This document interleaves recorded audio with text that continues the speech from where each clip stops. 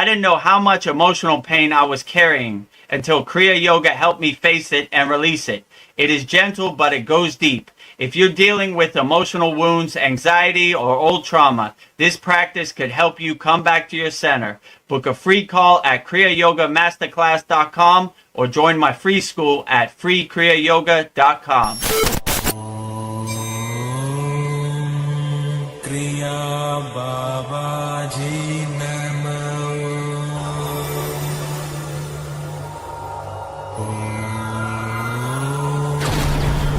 Kriya Babaji Namo.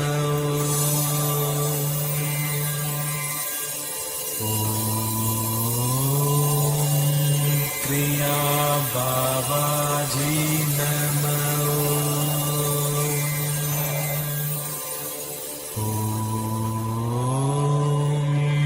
Kriya Babaji Namo.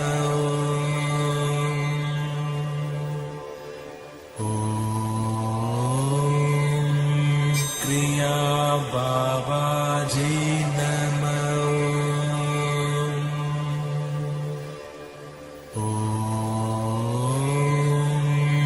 Kriya Babaji Namo.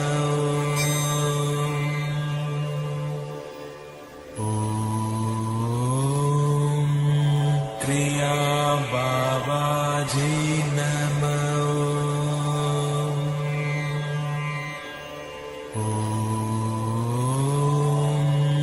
Kriya Babaji Namo.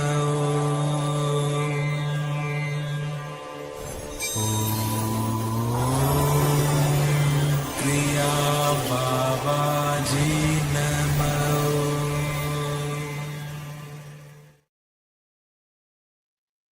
Welcome to our June 4th live stream here at the Kriya Yoga School. So we will be having a very profound conversation here at the Kriya Yoga School. So all people joining us on YouTube and backstage on StreamYard, put your questions on the chat. If you're a member and you're on StreamYard, you could come up onto the stage and ask your questions live. Also, don't forget, discover the secrets of Kriya Yoga, 100% free. Kriyayogashop.com. If you would like to learn basic techniques about Kriya Yoga, or if you're ready to upgrade and you need some help, book a free call with me, Vedagurudev, now at kriyayogamasterclass.com. And we could solve all your problems. If you understand the value of Kriya Yoga, then you could join us at the Kriya Yoga Masterclass. And also, see the red button? It's right here. Subscribe to my YouTube channel, Vedagurudev. And we're trying to get to 1,000 members. I think we're at 715, right? So if you enjoy the value on our live Q&A Satsang, make sure you subscribe. It's 100% free, and you'll get daily videos from me, Vedagurudev, and you'll help us get us closer to 1,000 subscribers. That way we can be monetized. So welcome to our June 4th live Q&A Satsang here at the Kriya Yoga School Masterclass. And without further ado, let's bring Veronica on stage and let's get to work answering those questions. Namaste, Veronica. Welcome to our June 4th live Q&A here at the Kriya Yoga School. Good to have you as always. Happy to be here. It's been a whole week. I was wondering if we could do the Purna Sudi before we start and just do a meditation before we get going. Yeah, absolutely. Oh, wait, and when we have Paul. Namaste, Paul. Thank you for joining us here at the Kriya Yoga School. Namaste. It's my pleasure, as always. It's always good to see your smiling face and hear your melodic voice. And I can't wait to hear all your great questions for today, June 4th, Oh, I've got some 2025. doozies. Ooh. All right. Must be my lucky day. So I guess how you wanted to start? You wanted to do Pornasudi first, right? Yeah, we'll just do the breathing, let go. I don't know. I just get us relaxed and get us on the right step. If you Okay, don't so mind, Paul. We'll start with Pornasudi. Imagine a string on top of your head. Pull that string up. Make sure your spine is straight, shoulders back, chest expanded. Slowly and gently close your eyes. Inhale through both nostrils, like a wave coming into the shore. Exhale through both nostrils, like a wave going out to the ocean.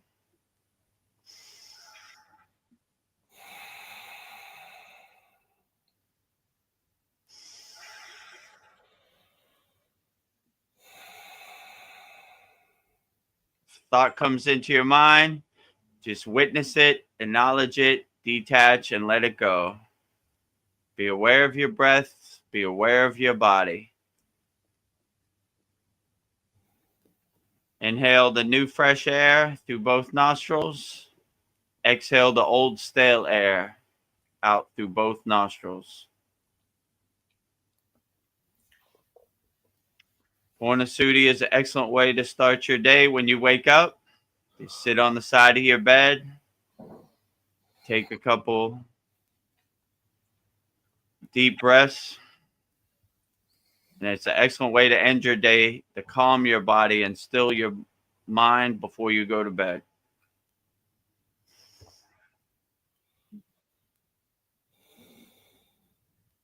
Slowly and gently with no breath retention.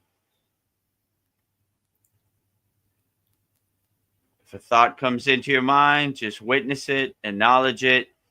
Don't attach to it. Just detach and let it go. Like clouds passing in the sky, like waters under the bridge. A few more breaths. Inhale through both nostrils, the new fresh air. Exhale through both nostrils, the old stale air. Become one with your breath.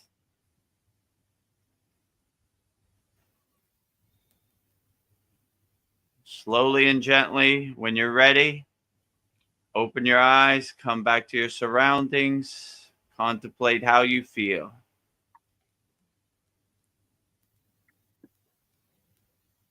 This concludes our practice of Pornasudi, complete yogic breath.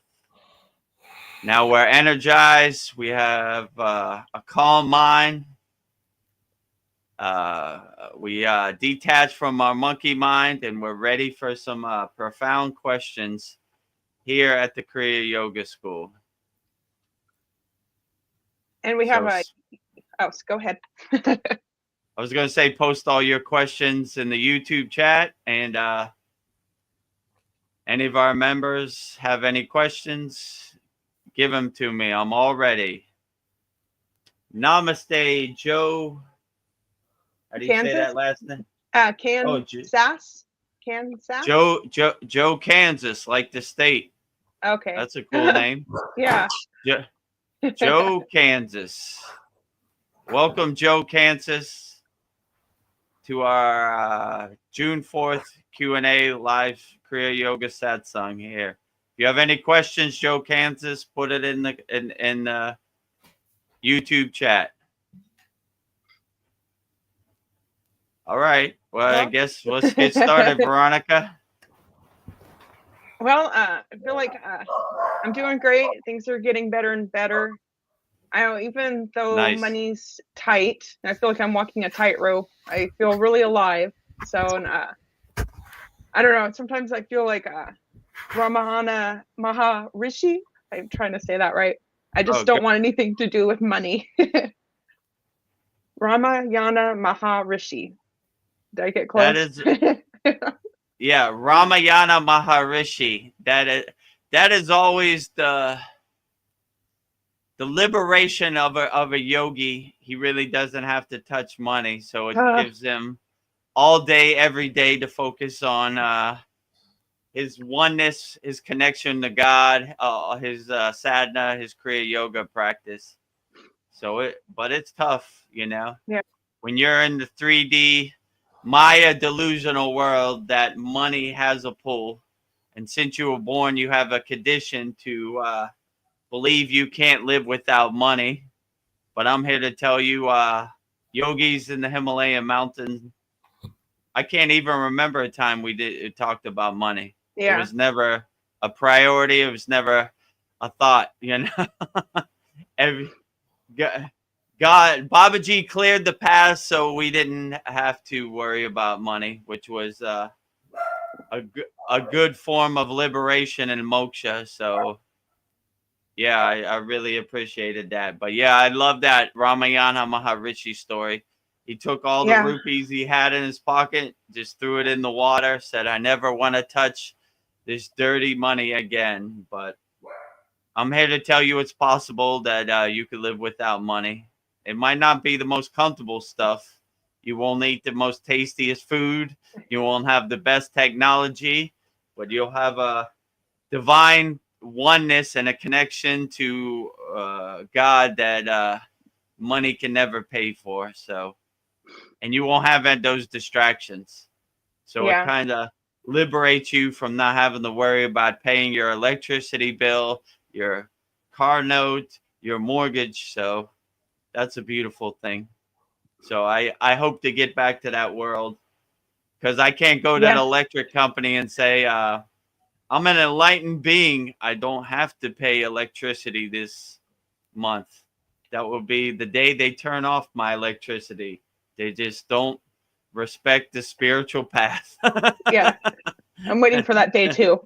like, like, Either you pay the electricity or you sleep in the dark. You choose. Enlightened being, you.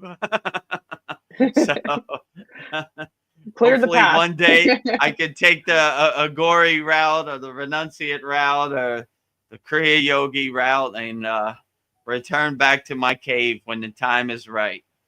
But there are too many people out here in the world that need guidance, need help. So I aim to help as many people as possible. Well, And I don't know. Last once, night. Go ahead. I was gonna say, once there's nobody that needs help, I can return back to my Yeah. cave. So help get me there. Subscribe to our YouTube channel. Go to our free school. Join our paid school. Whatever, right? Help Yeah. me. Let me help you. Let me help Okay, you. No, sorry, Veronica. Go ahead. it's okay. I don't know, this like lack of money, it's just been making me humble. So last night I took a dishwashing job and I was just like, Mm, well, I make the same amount of money as I would cooking, so I'm just gonna do that. And it was a really loud environment, but I just started doing mantras last night. And one in mm. particular, I was doing the Root Param Jyoti, and I did it probably like hundreds of times. And I usually will Cool. like feel tingling when I do mantras, but I felt like this warmth overtake my body. I felt like really warm. So I was just wondering, like, is that something common doing that particular mantra, or it was just like this warm feeling that just like totally enveloped me, and that's never happened before. I don't know Yeah, if you had so any. Swami Ramalinga is a root param jyoti. It basically means lighting the cells inside your body or attaining the divine light inside you as you. So it does have a warming effect because you're kind of activating your cells. They're turning into little suns, you know? And I like Yeah, the visualization of like a million pins of light coming off my body, like beep, beep, beep, beep, you know, like everywhere. So it does have the lighting effect because for people that don't know, Jyoti means light, right? It's more like lighting your inner lamp or lighting your inner light. So once you do it and you hit the right sound syllables, it will definitely light you up and warm you. So a lot of these yogis use a root param jyoti to warm themselves in the Himalayan mountains, which oh, is a frozen tundra. So that's basically what it's doing. It's lighting up the cells of your body and activating it, which is pretty cool. Yeah, I'll do that when I'm cold, but it really did I did feel warm. And then I felt like everybody was thanking me for my time and helping me. I felt Mm. like I was a magnet too. But that's the first time that's ever happened, and I was like, "Wait a minute, something's happening here." But I was like That I was having fun doing it. yeah, that divine glow that people don't know why they are attracted to you and have good feelings towards you, but you kind of know why because you Yeah. activated a root param jyoti, so it basically lights up your whole body, and it's a invisible light that no one else can see, but you can see it and you can feel it, and they're attracted to it. So when I used to DJ, it was so much chaos, like millions of stories all around. And when I had that laser focus, like I used to put my mala beads behind my back and say mantras while I was DJing. So it really helped calm me. And no matter how much chaos you're in, like when you work in a nightclub, there's just so much chaos. It's this millions of stories everywhere, and the music is loud and everything. So it really helps calm your mind and get you in a peaceful state. And it helps you do better work also because you're more mindful and it's more of a enjoyable process. Like, okay, Yeah, you know, I'm gonna put this over here. You know, I'm gonna wash these dishes like this. No problem. You Yeah, it know, I was got the fun. tools. Yeah, it becomes a good game, or it becomes a fun situation where you enjoy it and you look forward to it. Oh, cool. Tonight I'm going to say my mantras again, and I'm going to have a good time. And I'm not going to let any of these outside circumstances affect me in the present moment. So, yeah, I would definitely say it works. I have a couple comments, and then you can go ahead, Paul. Just I think it's like relating to what I was just talking to. Um, let's see. It like can you read this, Vedagurudev? Like Kaku Tumo taught in Calypso 6 yogas. Do you know what that says? Hello. Hello. How you say it? Tumo. So tumo is a Buddhist techniques where they heat their body and they warm up their body. So tumo is it is the Buddhist version of doing the same thing, I would say. Because in the Himalayan mountains you need a heat source, and they use this same kind of technique through in yoga we would do it through pranayama. They do it like through their own personal breath work, and they call it tumo, which is basically lighting every cell in their body and warming up their body. So no matter how cold it is and how windy it is in the Himalayan mountains or the frozen tundra, like it's super cold up there, they use tumo to warm up their body, which is a good technique. It's basically through their version of pranayama that they Yeah. use their breath work to heat themselves up. So it, I would compare it to, like, let's say like a mild form of bastrika without the physical activities. So they're basically stoking the fire with you know, that whatever it's called, a bellows, you know, Yeah, that to thing make the that, flames go up. Yeah. yeah, you Do make the that. flames go more. So they're doing that technique with their breath to heat themselves up. Because without a fire and without some tools in the Himalayan mountains, you will turn into an icicle very quick. So No they have bueno. cultivated these for thousands of years to heat their body where they're unaffected by the outside external elements, the wind, the cold, the ice, the snow, you know, this type of thing. So this is how you see some pictures of yogi. They're sitting covered in snow, and their whole body, their hair is turned to ice, but inside they're warm and cozy.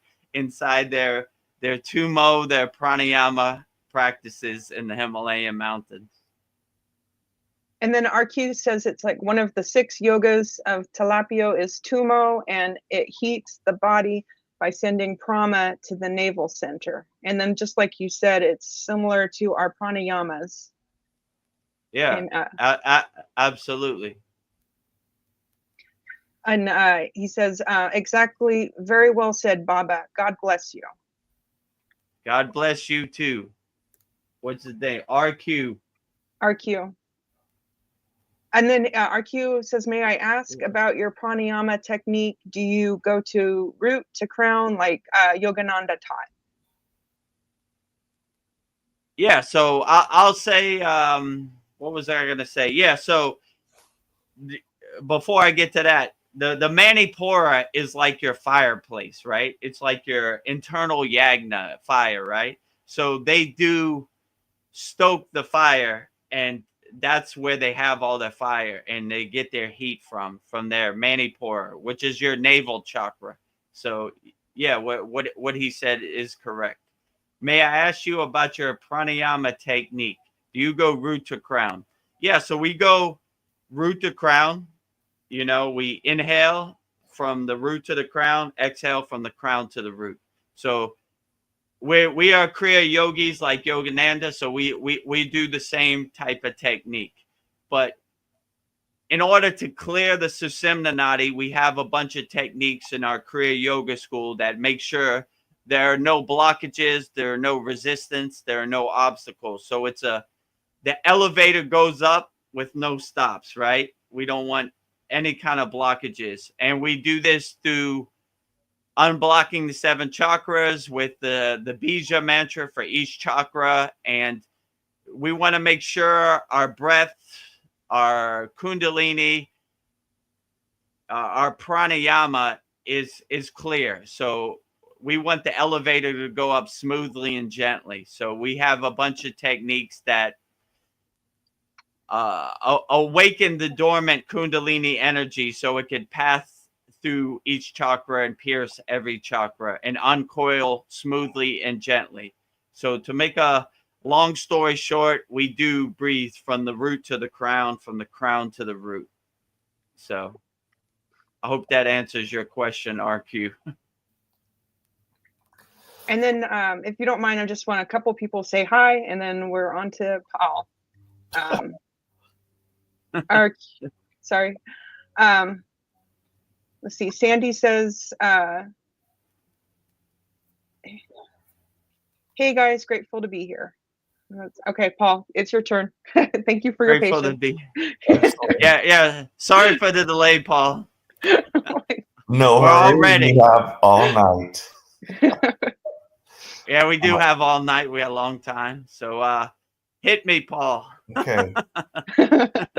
First, we will touch upon what Veronica just mentioned. And I would like to ask, out of all the beings that live here on the earth, why are we the only ones who apparently have to pay rent to live here? That is a deep question. Seemingly have to pay rent. We were bamboozled. Yeah, I would agree with Veronica. We were bamboozled. If the caveman, the Indians, the indigenous people of all countries never had to pay rent. It was free for everybody to live wherever they choose, you know? Pick a piece of land that you like next to the river, next to the lake, whatever was the best for your family, and that was the place you lived. But through could I say this? Through greedy practices, you started to have to pay for the land that should have been your land free from birth. So I don't know. They tricked us into this monetized matrix where we have to pay for something that's free, you know, like, and we got conditioned into being used to these things. So we were tricked to think we have to pay for them, like electricity, like water. Used to be you go down to the river and get your own water. Why would you pay for water? readily abundant. But in the Himalayan mountains, it is that way, because the water we drank came right from the waterfall. From the snow-capped mountains would melt, and it would be fresh water, and they knew where the good water was and where the bad water was. So this is drinking water. If you watch the video of me and my guru, I have like a blue kind of cord, and that's called a camelback, right? So I would fill up my camelback full of water, and it had a little straw, and I would drink the water fresh from the Himalayan mountains. And also the same thing. They didn't need electricity, because when the sun came up, they woke up, and when the sun went down, they went to sleep. So there was no real need for any electricity or anything. They would cook their food over a fire that they made. So yeah, I enjoy that way of living, because even me, I've been conditioned through birth to think I couldn't live without electricity or water or money. These are the hypnotism they get you into. So yeah, I would agree with you. I aim to go back to the days we live rent free, and we just live in peace and harmony, and not divide and conquer and this type of thing, you know? Absolutely. Yeah, like a funny story about water, like back in my like early days of my second marriage, one day my wife, and we're struggling financially. My wife wanted me to get some water, buy it. And I was like Mhm. absolutely against buying any water, and like sadly I denied her that. I was like, water is free. I'm not gonna buy any water, and like that was kind of a mistake, but I should have probably bought her some water. Thinking back on it now, that was like, like that's a feeling of lack, that I was expressing, I guess, which there should be no lack, but I mean, who is at the head of this they that you speak of that is causing us this suffering? Like, would you say that is Satan? And like, did they ever like talk to you anything about Satan, about like the creation of evil, the start of all this downfall of mankind, and anything like that? I just, it's just Yeah, weird. It's like, they did. Yeah, go ahead. I'm just saying, it's like if they were at one time angels, and they say they're fallen angels, they had everything, and like they could probably instantly manifest anything they wanted back in that time. And it just seems like, why do they need more? Like why do they want to dethrone God or whatnot? It just doesn't make any sense. I mean, from the yogic perspective, we didn't really talk about it. They would call Satan more the ego, and in the yogic perspective, Satan is not really a person over there. It's more a feeling you attach to inside you as you. So we really didn't think about Satan too much. Like it was more of a internal ego play that we tried to exhaust and let out, right?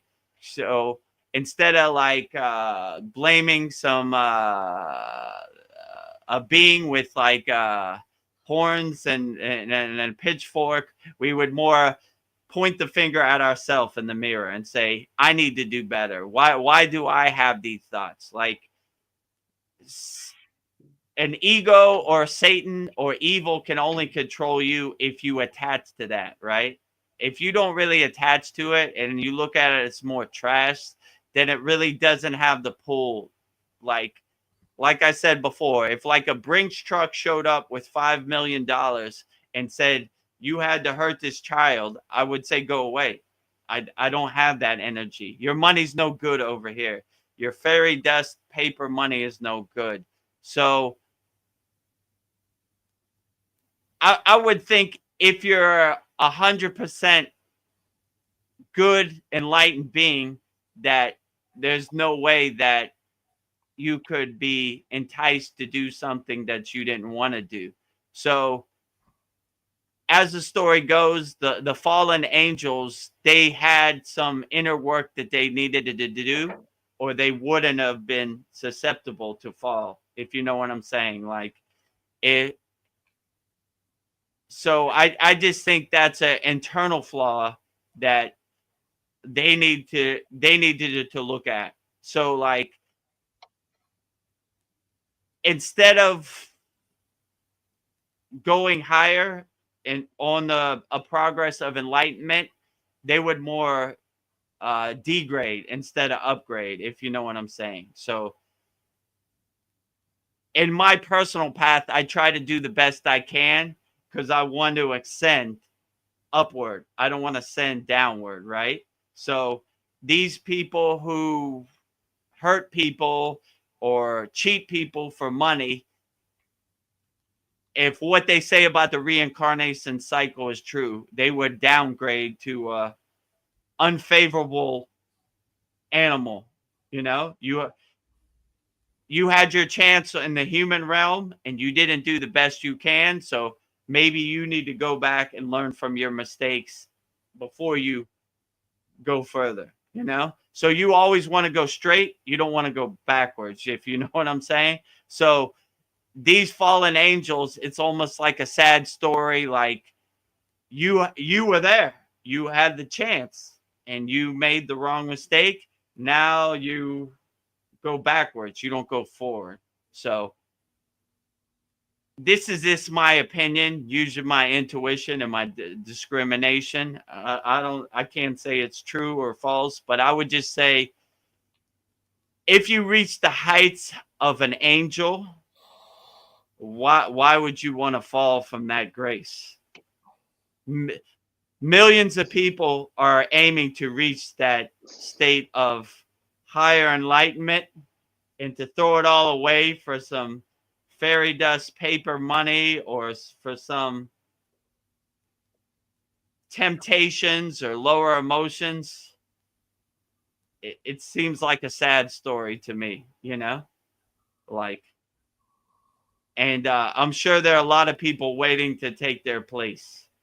So, me included. So, oh, you don't want to ascend? All right. God, I'm ready to go, you know? This guy, he threw it all away for some whatever, you know, some lower temptations. Please, can I have this guy's place in line? I'm ready to go. I'll do the best I can, I promise. So I would say that that so-called fallen angels, that would be an internal flaw where they need to work out and they need to learn from their mistakes.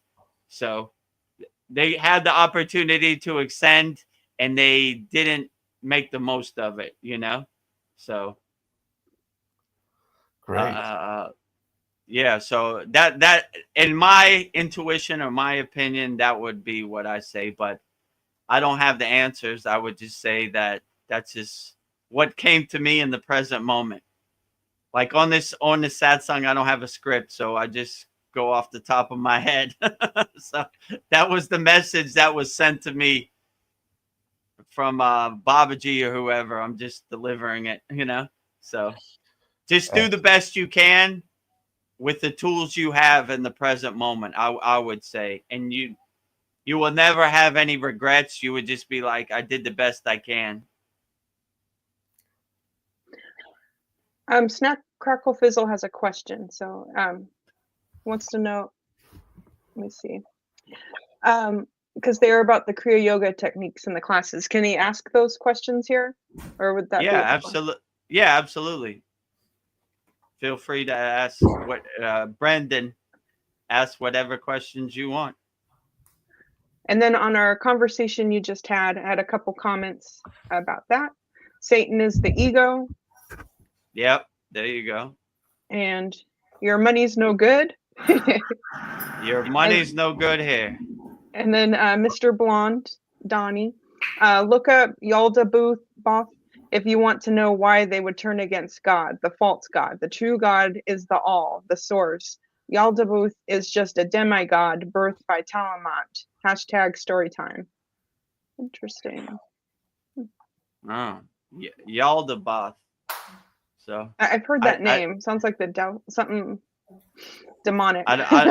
I mean, Donnie, if you want to elaborate on it, I would definitely like to hear about Yaldabaoth, but I don't really have any knowledge. So, yeah, the false God, the true God is the source. I would definitely agree with you. Like, in my intuition, how could I put this? This is an interesting way to put it. I would say what is true in our realm, in our universe, there's a lower source, then there's a source of everything. So it's hard to explain which one you're talking about. So I would say, in my intuition, in my opinion, the God of everything is the true source, which is what Donnie said. Yaldabaoth is just a demigod, birthed at Tiamat. Yeah, so I find it hard to believe that any god that was given physical birth is the true source, because I don't even know how the true source would have a birth. You know, that's a good question. I can't answer that. That's beyond my comprehension. I would say, like I always say, a God defined is a God confined. So I definitely don't want to put the source or any enlightened being in a box, because it's above my pay grade. So yeah, Donnie, if you want to elaborate on Yaldabaoth, I would like to hear that story.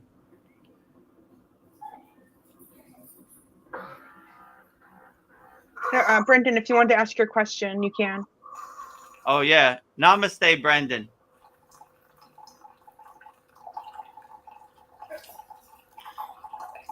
Oh, you're muted still.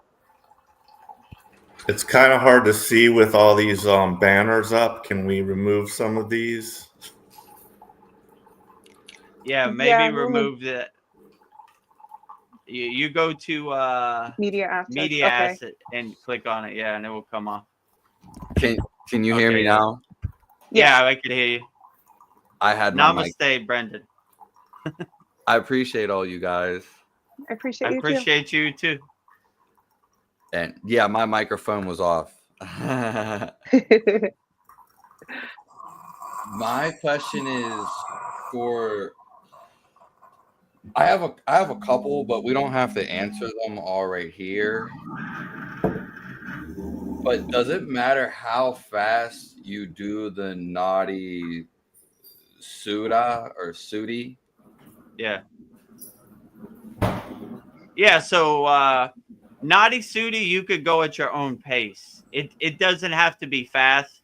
Like naughty Sudi is slowly and gently. Like these other pranayamas like Kalapabhati have a kind of pace to it, right? Like there's a slow pace, there's a fast pace, and then there's a slow, a medium, and a fast pace. So it's basically up to you how fast you go. Whatever way you feel more relaxed and comfortable, that is the best pace. So I wouldn't try to match your pace to anybody else. I would just do what works best for you. So if slowly and gently really works for you, naughty Sudi, then I would do it slowly and gently. Like whatever energizes you and makes you feel the best, that is the best pace. So a lot of yogis, they make mistakes trying to, like when you go to the Himalayan mountains, they're doing all these really fast, right? Especially the mantra. Like they're like, you know, so like you wouldn't want to follow their pace. You would want to follow the pace that really works for you and uplifts you, you know? So whatever speed that really works for you and really gets you into the rhythm, then that would be the best pace to go. So I would just say use your own discernment and figure out what works best for you. That would be the best pace. Are they doing it fast because they want to get it done? No, not really. I mean, in the Himalayan mountains, these yogis have all day from sun up to sundown. So they kind of take it slowly and gently. There's really no rush. They don't really have anything else to do. Only thing they have to do is take their morning bath and eat their food and, and do their sadhana. So they take it slowly and gently, you know, like they don't really rush it. So I know you had like a certain amount of cycles, but the one that, you know, I learned was do it for 7 minutes. And so that brings to the question, does it matter how long you do it?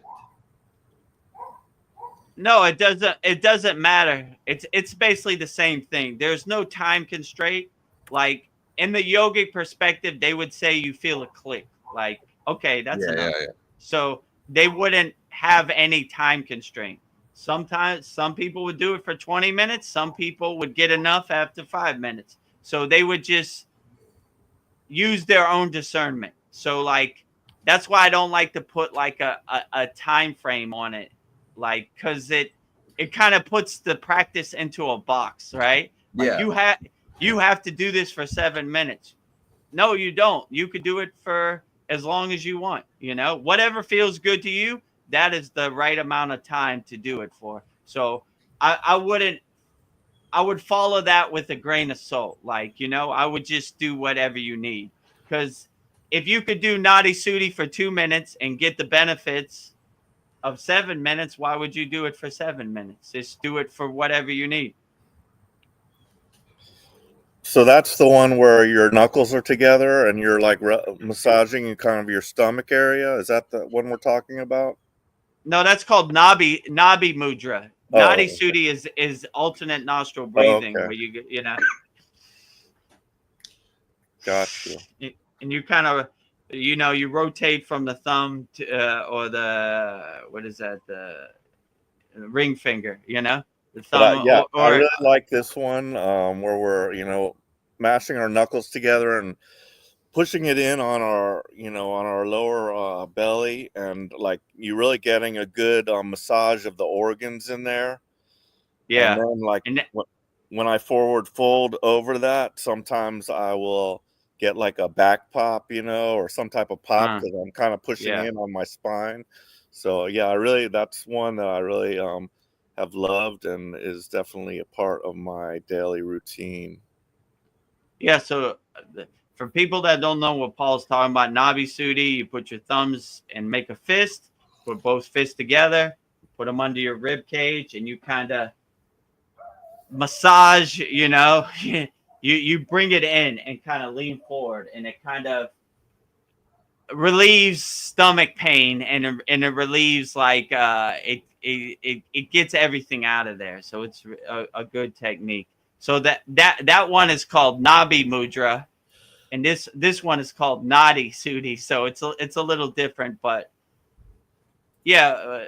What Brian was saying, I mean, what Brendan was saying is that you in our school we don't have like rules or regulations, like, and it's hard to have rules or regulations because I don't know how you feel in your body. You might need more than 7 minutes, or you might need less than 7 minutes. I would use your own discernment.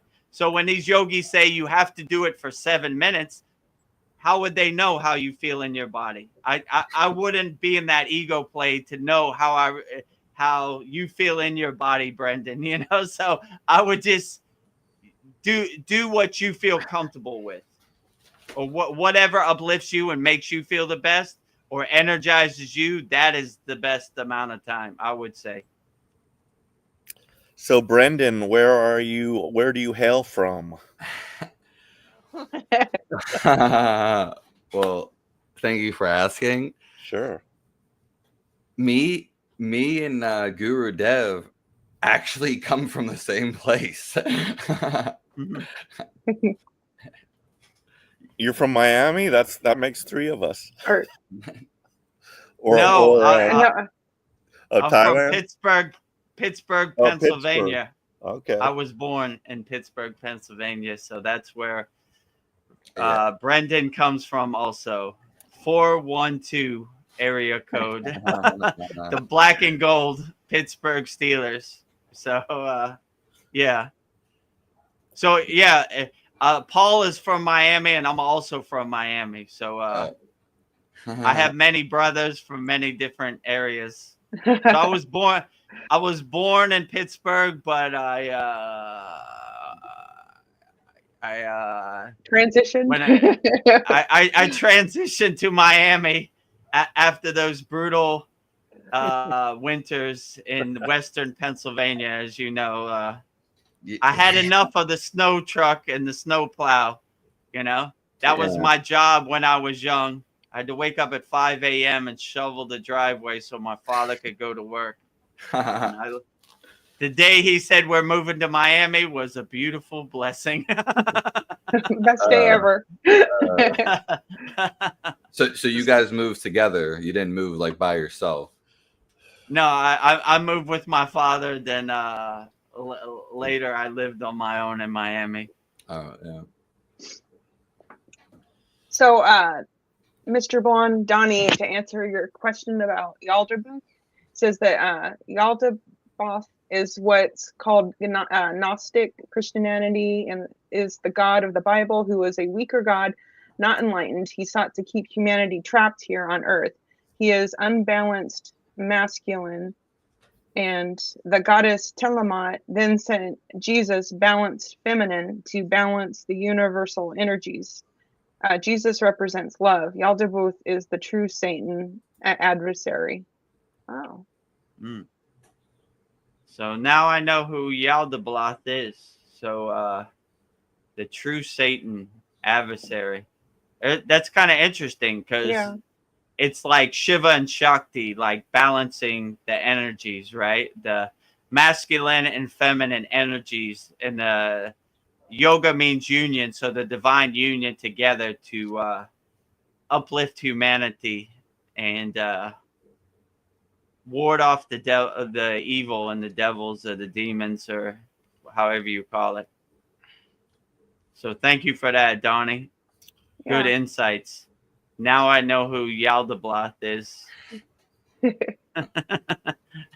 So Brendan, you have more questions?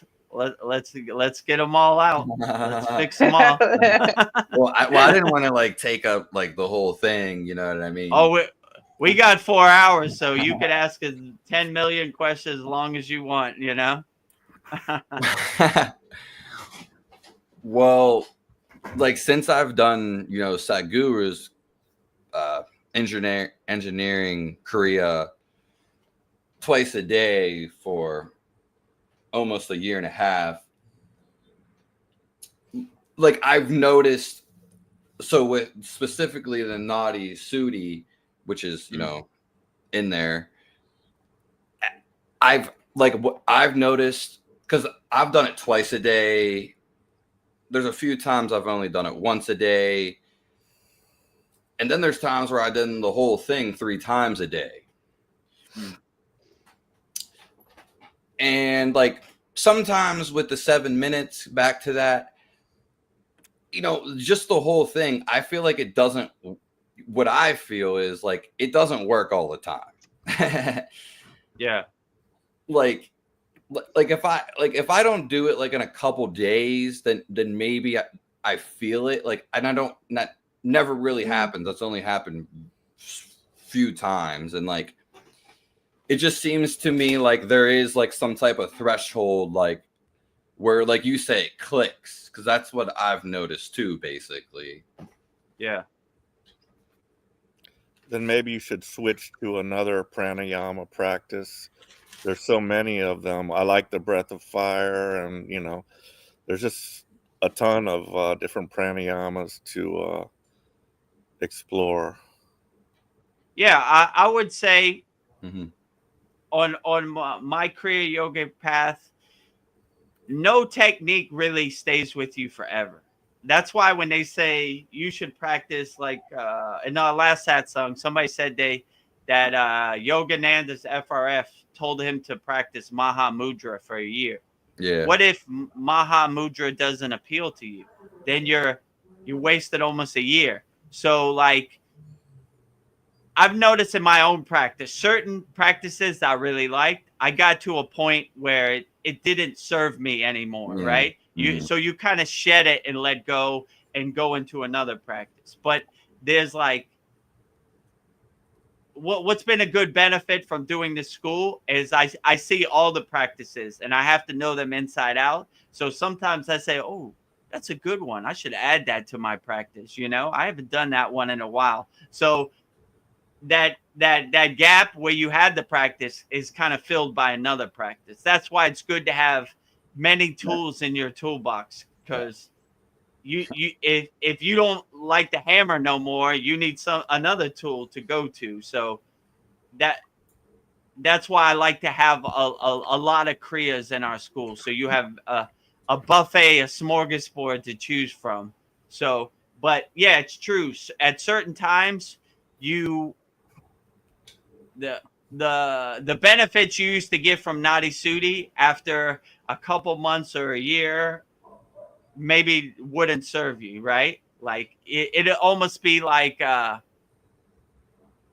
could I say, kicking a dead horse, if you know what I'm saying. So once you get past that and it's giving you all the fruits and benefits, then it's probably time to move on to another practice.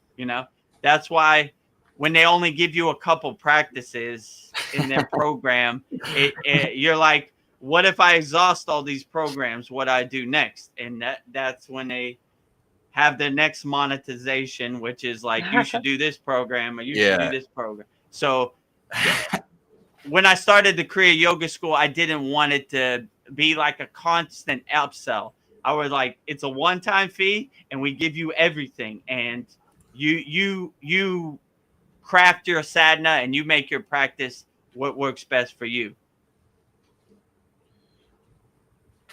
And so do you, since you've been doing it for, I imagine, a long time, do you still do the practices? Yeah, absolutely. I mean, when we do the practices in our school, I have to know them inside out, because if people have questions, I have to know what I'm talking about. Yeah, I have my own personal sadhana, which is practices I enjoy in this present moment.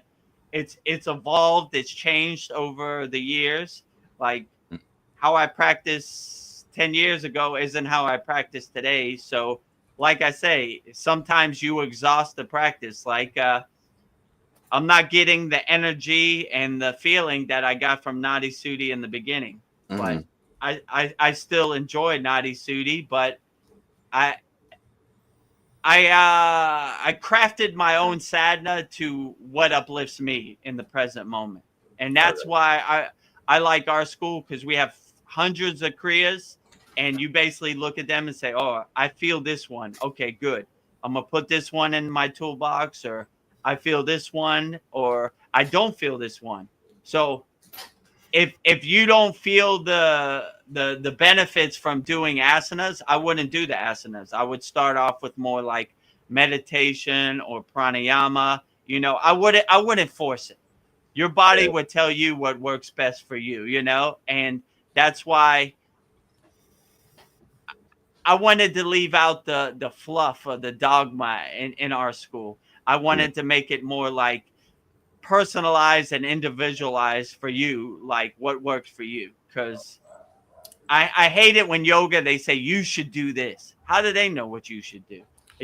You have a different body. You're in a different place in the spiritual path. So it's not one size fits all. It's basically you choose what techniques work or kriyas work best for you. I would definitely say that would be the best way to do it, in my Out, opinion.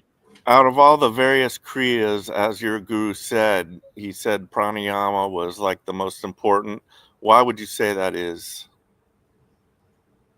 It's just a standard yogic way to say it. They always focus on the breath work, the pranayama. So the pranayama is basically,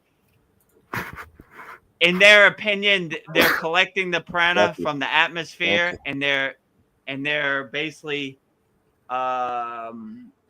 cultivating it and nourishing their body. So they would say that is the most important technique, but even that you take with a grain of salt. You know, that if pranayama doesn't work with you, I would find the technique that works for you. But they would always say, my guru would always say, never forget your pranayama. Always do your pranayama. You know, and if you don't have time to do anything else, do your pranayama, because they believe it gives your body the most nourishment by doing your breath work, your secret yogic breath, that it would get you through the day. So that would be the most important thing. And they said the least important thing was the asanas. My guru always used to say is always, if you have to drop anything, always drop the asanas. That's the least important thing, right? We're doing the inner work. We're not doing the physical work, you know? So that's how they would present it. Yeah. I know- Go ahead. Well, I've determined I need the asanas, you know, like especially as you get older and your body like aches and pains. It's like it really does a lot to help with like lower back pain and all types of different pain. And as you said, when we're in pain, that blocks the flow of prana. So I really, you know, I have a love-hate relationship with the asanas, but generally I think I kind of love it, and it also helps to pull me out of my head, you know. Yeah, and this goes back to what we say. Like, if the asanas uplift you and get you through the day, then the asanas are the best practice, right? Like, in the Indian tradition, they do, like, I've been to a lot of initiations. When they start to do the asanas, the Indians leave. They just don't resonate with it. They're more doing their inner work. It's more of an Indian kind of thing. So I wouldn't try to be like a Himalayan yogi. If asanas uplift you, then the asanas are the best practice. If meditation uplifts you, then that's the best practice. So it's not like a one size fits all. It's basically do what works best for you, I would definitely say. So that's always what I go back to. Like, just because Sadhguru or Yogananda says pranayama is the best doesn't mean it's the best for you. I would use your own discernment and your own intuition to figure out what works best for you. Some people, asanas work best for them. Some people, pranayama works best for them. Some people, meditation works best for them. It just depends what works best for you. That is the best practice. So like Veronica always asks me, what's the best way to do this? I said, whatever works for you, that is the best, you know, because what worked for Yogananda or what worked for Sadhguru maybe doesn't give you the benefits that you need in the present moment. So I would just figure out what works best for you, and that is the best. So This is my familiar. Oh, you have a dog. Nice. It was Yeah. a cat, but Oh, a cat. Oh, I couldn't see. it adopted It's us. so dark. Yeah. Yeah. I was always drawn to the pranayama. Mm. And I guess because my body being messed up right now, the asanas are asanas, they're like, you're clearing up like a lot of things. I want to learn them, but I really don't have interest for me. And plus my body's messed up, so like the actual physical stuff is I just don't the energy. Yeah. Yeah, I would say do what works for you. Like some people have health problems and they have a hard time doing the asanas. I wouldn't force it. I mean, really, to be honest with you, we're doing more the inner work than the outer work. That's what yogis always say. So in a traditional Himalayan yogic practice, they have very little asanas and a lot of inner work, right? Yeah. So their day is mostly pranayama for sure, meditation, dhyana, bhakti, mantra japa. So they're doing more of the inner work. Like I said, I've been to initiations when they show the asanas. Most Indians leave. They're not interested. But that doesn't mean it's the right way. The right way is what works best for you. So if you really get nourishment and upliftment from doing asanas, that's great. If you get nourishment from pranayama and breath work, then that's great. If you get nourishment from meditation, it's great. Or in my case, I do all 5 folds every day. So I start with the asanas, the hardest part, the physical postures. Then I do my pranayama. Then I do my meditation. Then I finish it off with some mantra japa and bhakti. And so that's basically how I do my practice. But that's just what works for me. I wouldn't say it works for everybody. So I would say if you have a hard time doing the asanas, one thing to understand about yoga is about comfort and relaxation. So if you're struggling to do any asanas, then you're missing the point of yoga, right? Yoga is about relaxation and doing it in comfort. So if you're in pain, like Paul said, pain blocks the flow of prana, right? So your monkey mind is going to start going crazy because you're in pain, right? And that's going to give you a hard time doing anything. So you always want to be in a state of comfort. And even when you do the asanas, you want to be comfort and relaxed. So all the asanas we do in our class, we do pose and then we do relaxation because that's how you digest the most benefits. You always want to be in a state of relaxation and comfort because that's when you get the most benefits of any practice, right? Yeah. So like I always say, if you're sitting in the lotus position, right, and your knees hurt, your legs hurt, your whole legs are numb, you're missing the point of any yogic practice. It's more about being in comfort than looking cool. So I would definitely do what gives you the best relaxation and comfort. That would be the best practice. If any of these asanas are strenuous, I wouldn't force it. I would just skip that asana. Like if you're going into class and you try the asana and you're like, doesn't feel right, skip it and go to the practice that makes you feel, uplifts you and makes you feel relaxed and comfort. That is the best practice. I would definitely say. So yeah, and to piggyback on that, practice being says remaining loyal to specific practice or sadhana that has worked wonders is in itself joy. The ego is attracted to novelty and thus searches frantically for something new. Yeah.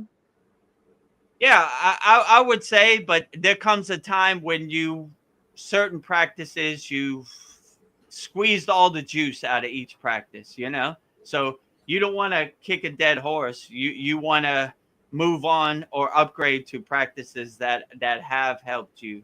So, but there are certain yogis I know who have done the same practice for 50 years. It works for them and it's perfectly good.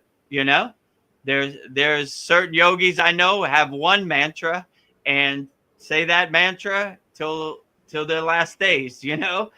It just depends what works for you. Me, I like a little more variety, right? Like if you keep doing the same practice for years, it kind of gets dull and it kind of gets boring, in my opinion. So you kind of want more variety to choose from, you know?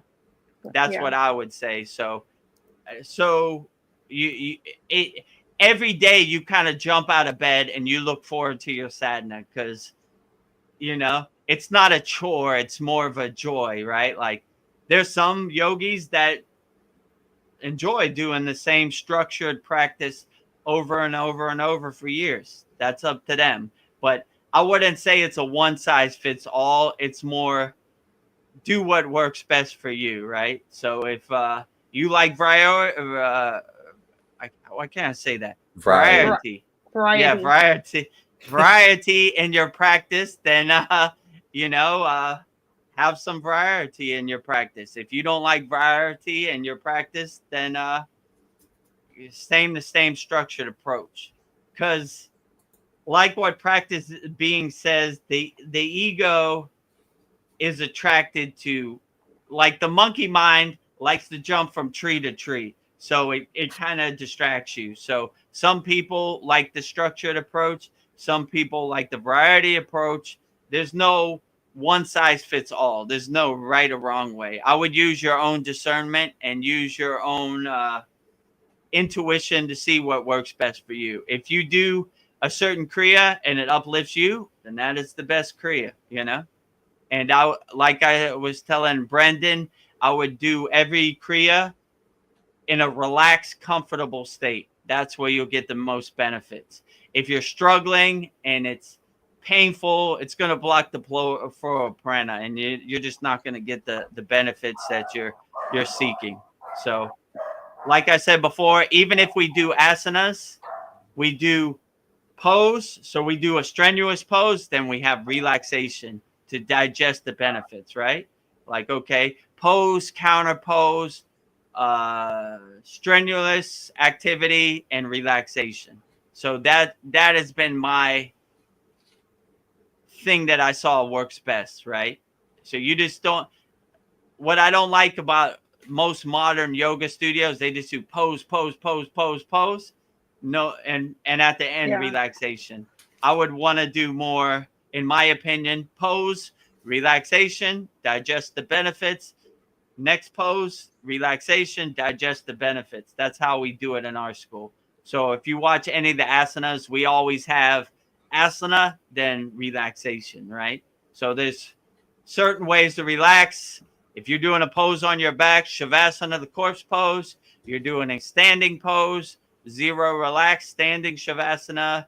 If you're doing a pose on your stomach, on your belly, then you would do cat, cow, tiger, you know, or if you can't do tiger, I would just do cat, cow, you know, like you kind of adjust your sadhana accordingly, how it goes, right? Like you say, I like the cat, cow, but the tiger, I don't know if I want to put my knee to my head. That doesn't really work for me. So just delete that tiger out of there, you know?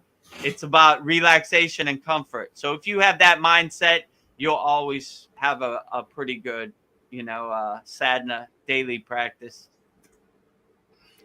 Yeah, so I've had 3 additional dogs forced upon me. My daughter has the dog sitting business, so you might have heard them barking in the background. But so I've got 3 dogs here, her 2 cats plus the outdoor cat, and I'm struggling with it. You know, like some people are dog people, some people are cat people, some people prefer none. But I'm like more of a cat person because cats are like independent. The dogs, they're always at my heels. They're needy and they bother me and they're barking, you know, it's like, pay attention to me. yeah. So it's so been a ride. You have an animal kingdom at your house right now. A mini zoo. So I had to like use my yoga to just like not let this disturb me, you know, and like I realize these dogs are very loving. You know, they want to jump up on the couch. They want to hug, you know, they want me to hug them and, you know, pay attention to them. So, you know, in a sense, I try to enjoy it as much as I can, but sometimes it's just a bit much. Yeah, I understand. Oh yeah, so I don't really only had one major doozy of a question for you. The rest just came up through whatever we were talking about. So, as far as the nature of reality, as we're led to believe, and we call this the Maya delusional world. So, knowing what you know now, what is this? What is the nature of reality? Good question. That is a doozy. That is a doozy right there. I mean, I'll try to answer that the best I can using my own discernment. I would say, in my opinion, the nature of reality, I see to be kind of true, that resonates with me, that this is kind of a training ground for your soul. That if you could get through this dense 3D Maya delusional world, then, in my opinion, to ascended masters or enlightened beings on an astral plane, you're more seen as a hero. Like, you're like boots on the ground doing the real work, right? Because what this reminds me of, what my guru said. He said, anybody can meditate in a cave in the Himalayan mountains with no distractions, or the forest. There's nothing to look at. You're just alone with your meditation. But the real masters of meditation meditate in the middle of New Delhi. There's millions of cars, they're all honking, and if you could just master your mind in that crazy delusional distractional state, then you could master your mind anywhere. So I kind of look at this as like a training ground for your soul to learn the higher truth, which is loving people, helping people, being compassionate to people. In yoga, the highest form of yoga is called karma yoga, which is selfless service. Just helping people with no expectations and looking at the distractions and the destruction, the war, as trash you don't want to be a part of, kind of. So, but it's hard out here. Like, from the day you arrive, you're conditioned to attach to a certain narrative. Like, this is my flag and I'm gonna fight to the death for it. Or that person has a different skin tone and they're not my brother, because, you know, like, it's almost like divide and conquer, if you know what I'm saying. Like, Yeah. there are more of us than there are of them, right? And if we realize that and we just let go of all the conditioning, then it'll be a more peaceful and harmonious place. So, but it's a total minefield. It's a total war zone out there. And if you make other people's narrative become your narrative, then you'll just start regurgitating that. And it takes a lot of practice to dial it back. Like my guru said, Vedagurudev, you're a master of distraction. I go, how you mean, Baba? Tell me. He goes, your whole life you collected all these distractions. You identify with all this stuff that doesn't define your soul. Go back to zero and be a child where you were innocent soul, where you didn't care about nothing but playing in the sun. You didn't care who was president. You didn't care what color your neighbor was. You just enjoyed playing in the sun. So throw away all these distractions you collected. They no longer serve you, and go back to being an innocent soul, you know? So that's the way I like to look at it. So the nature of reality, which is a huge question, and I have to contemplate this a little more, but I would say just love everybody wholeheartedly and don't get attached to anybody's narrative. Look at it like ghost stories that don't serve you. Like just try to be the best person you could be. And the nature of this reality, I kind of look at it as like what resonates with me as like a school or like a training ground to see if you can navigate the war zone, the map, and make it to the mountaintop without attaching to other, not making other people's story become your story, you know? Like, I don't know. Hopefully that answered it best it could, you know? But to make a long story short, I kind of don't know, you know? I'm just, Yeah. I'm feeling my way around the dark as everybody is, you know? So I don't That want to makes say I have sense. the answers. But one question related to that is, do you think all souls are forced to come here, or do we come here by choice, or is it just like you got to do this? Or could some souls, remain in a higher dimension or whatnot, where they don't have to experience this and they can just,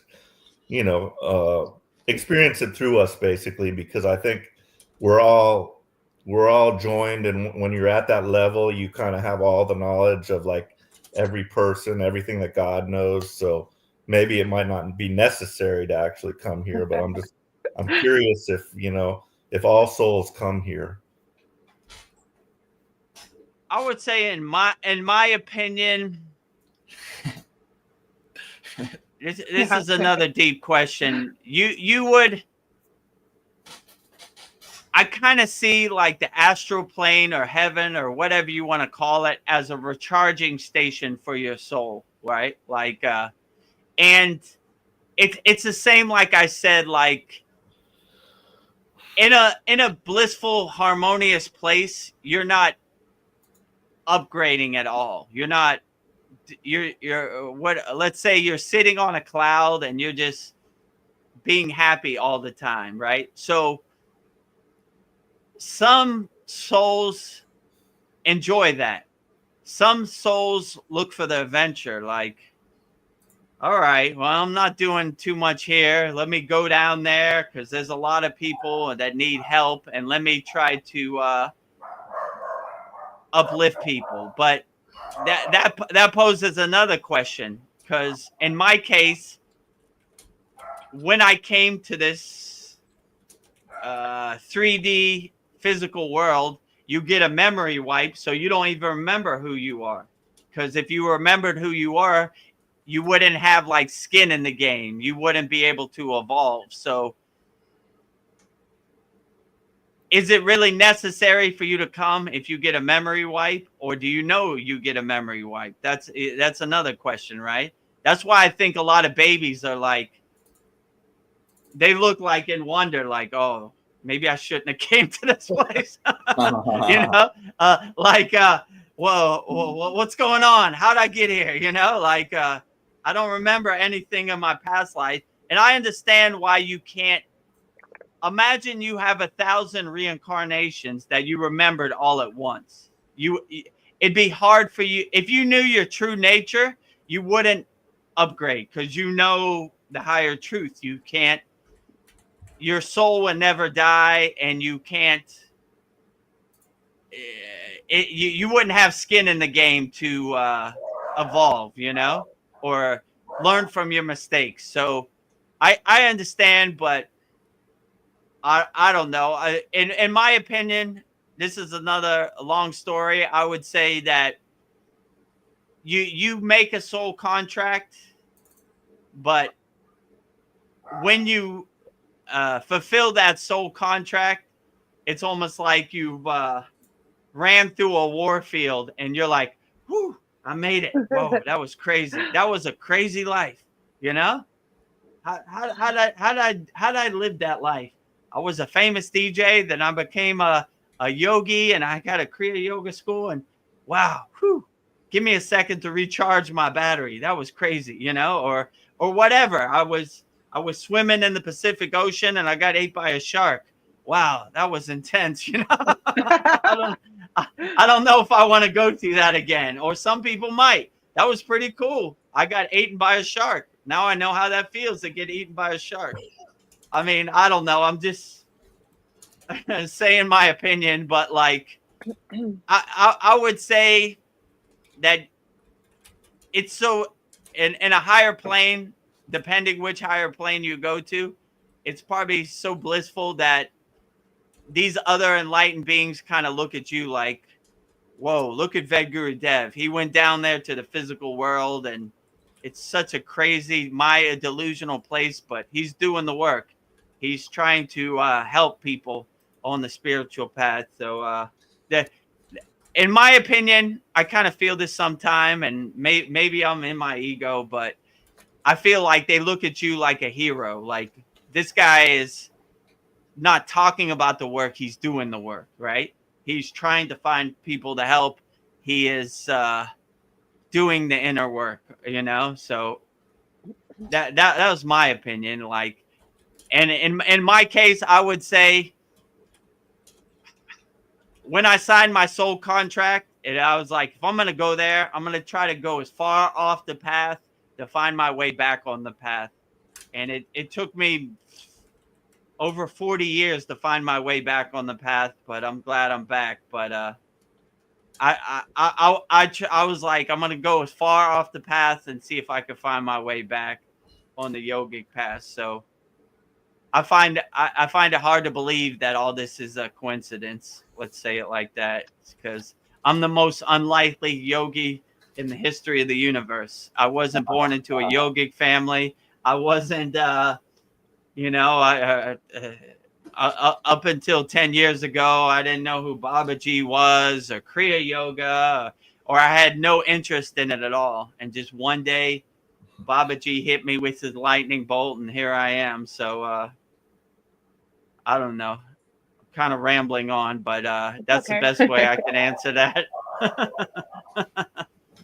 Yeah, well, when you say that they look at us like, oh yeah, we're down here, that kind of implies that like some of them did not choose to do that. So that's why I asked the question about like, do we all souls do this, or is it just a select certain number of brave souls that come down here? But and also thinking of this as like a video game, and like these are our avatars, like, and like we're actually our higher selves, and we're living out multiple lives on different planes and dimensions all simultaneously.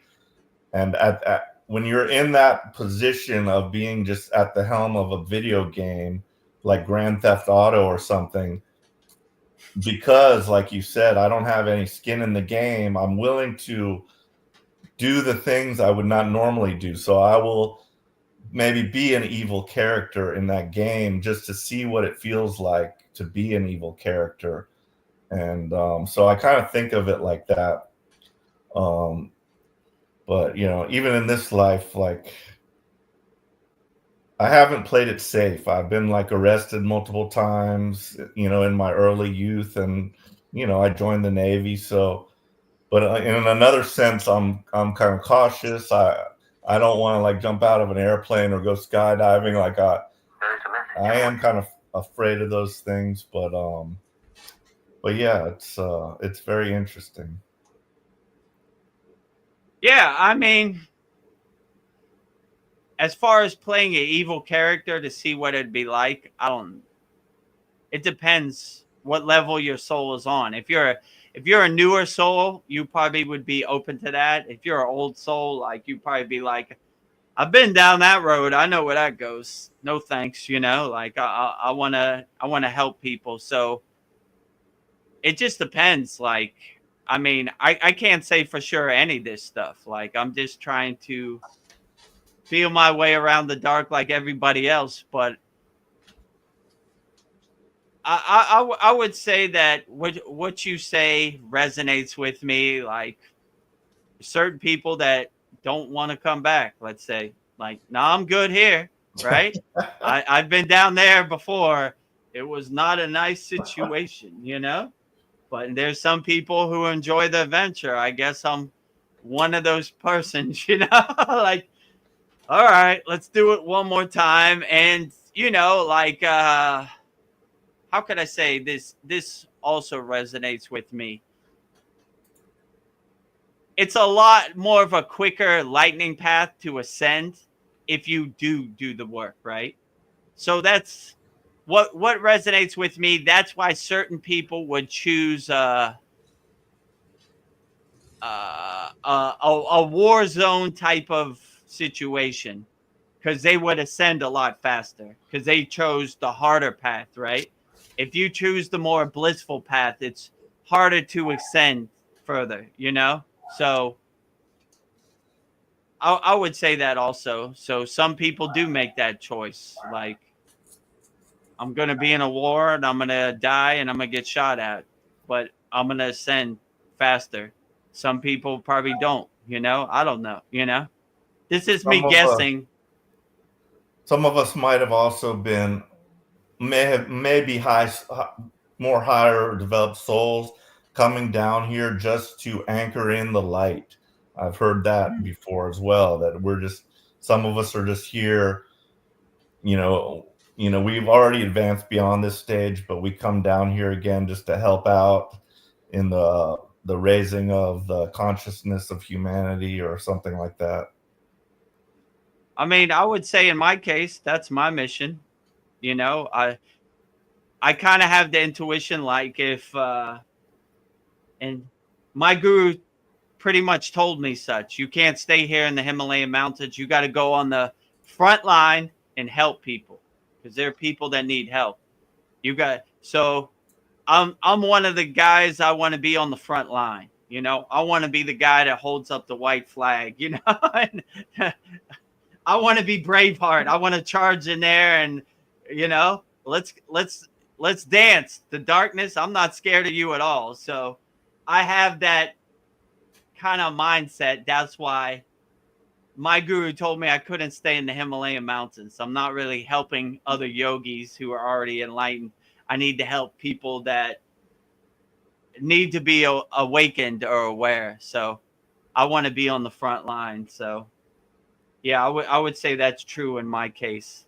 I want to hold up the white flag and I want to kick Yaldabaoth right in his head. Yeah. With, like Bruce Lee. You know, I want to put my foot right in his ass. I have no fear about it. Who? What's your name? Yaldabaoth? Let's dance, brother. You know, that's what I came here for. So I'm looking for the darkness because I want to be on the front line to be that lighthouse to bring light to the darkness, you know, and help people who need a little insight, a little help on the path. So that's my main reason doing this Kriya Yoga School or doing anything I do. I want to help people and uplift people and answer people's questions as best as I can and show it. If I could do it, anybody could do it. Let's put it to you that way. So I have a question from MB at YouTube. So hello, Americans, Sandy and Vedagurudev. What do you think of orbs? Is an orb a soul? Well, this is a good question too. So I like how he put that, Americans. Yeah. Like he's probably referring to what I always say. My father told me we're Americans, not Americans. So what can't we do? So hello, all Americans and Canadians, because they can do it, and Mexicans can do it. Who else? Puerto Ricans. Everybody could do it. If I could do it, anybody could do it. Whatever country you're from, it don't have to end with a CAN. You know, you could do it also. If I could do it, anybody could do it. I'm the most unlikely yogi ever. So I would say, what do you think of orbs? I would say orbs are, in my opinion, when I was in the Himalayan mountains, I saw a lot of orbs, like a lot of glowing balls. And my guru said that the highest form of yogi is called a sita.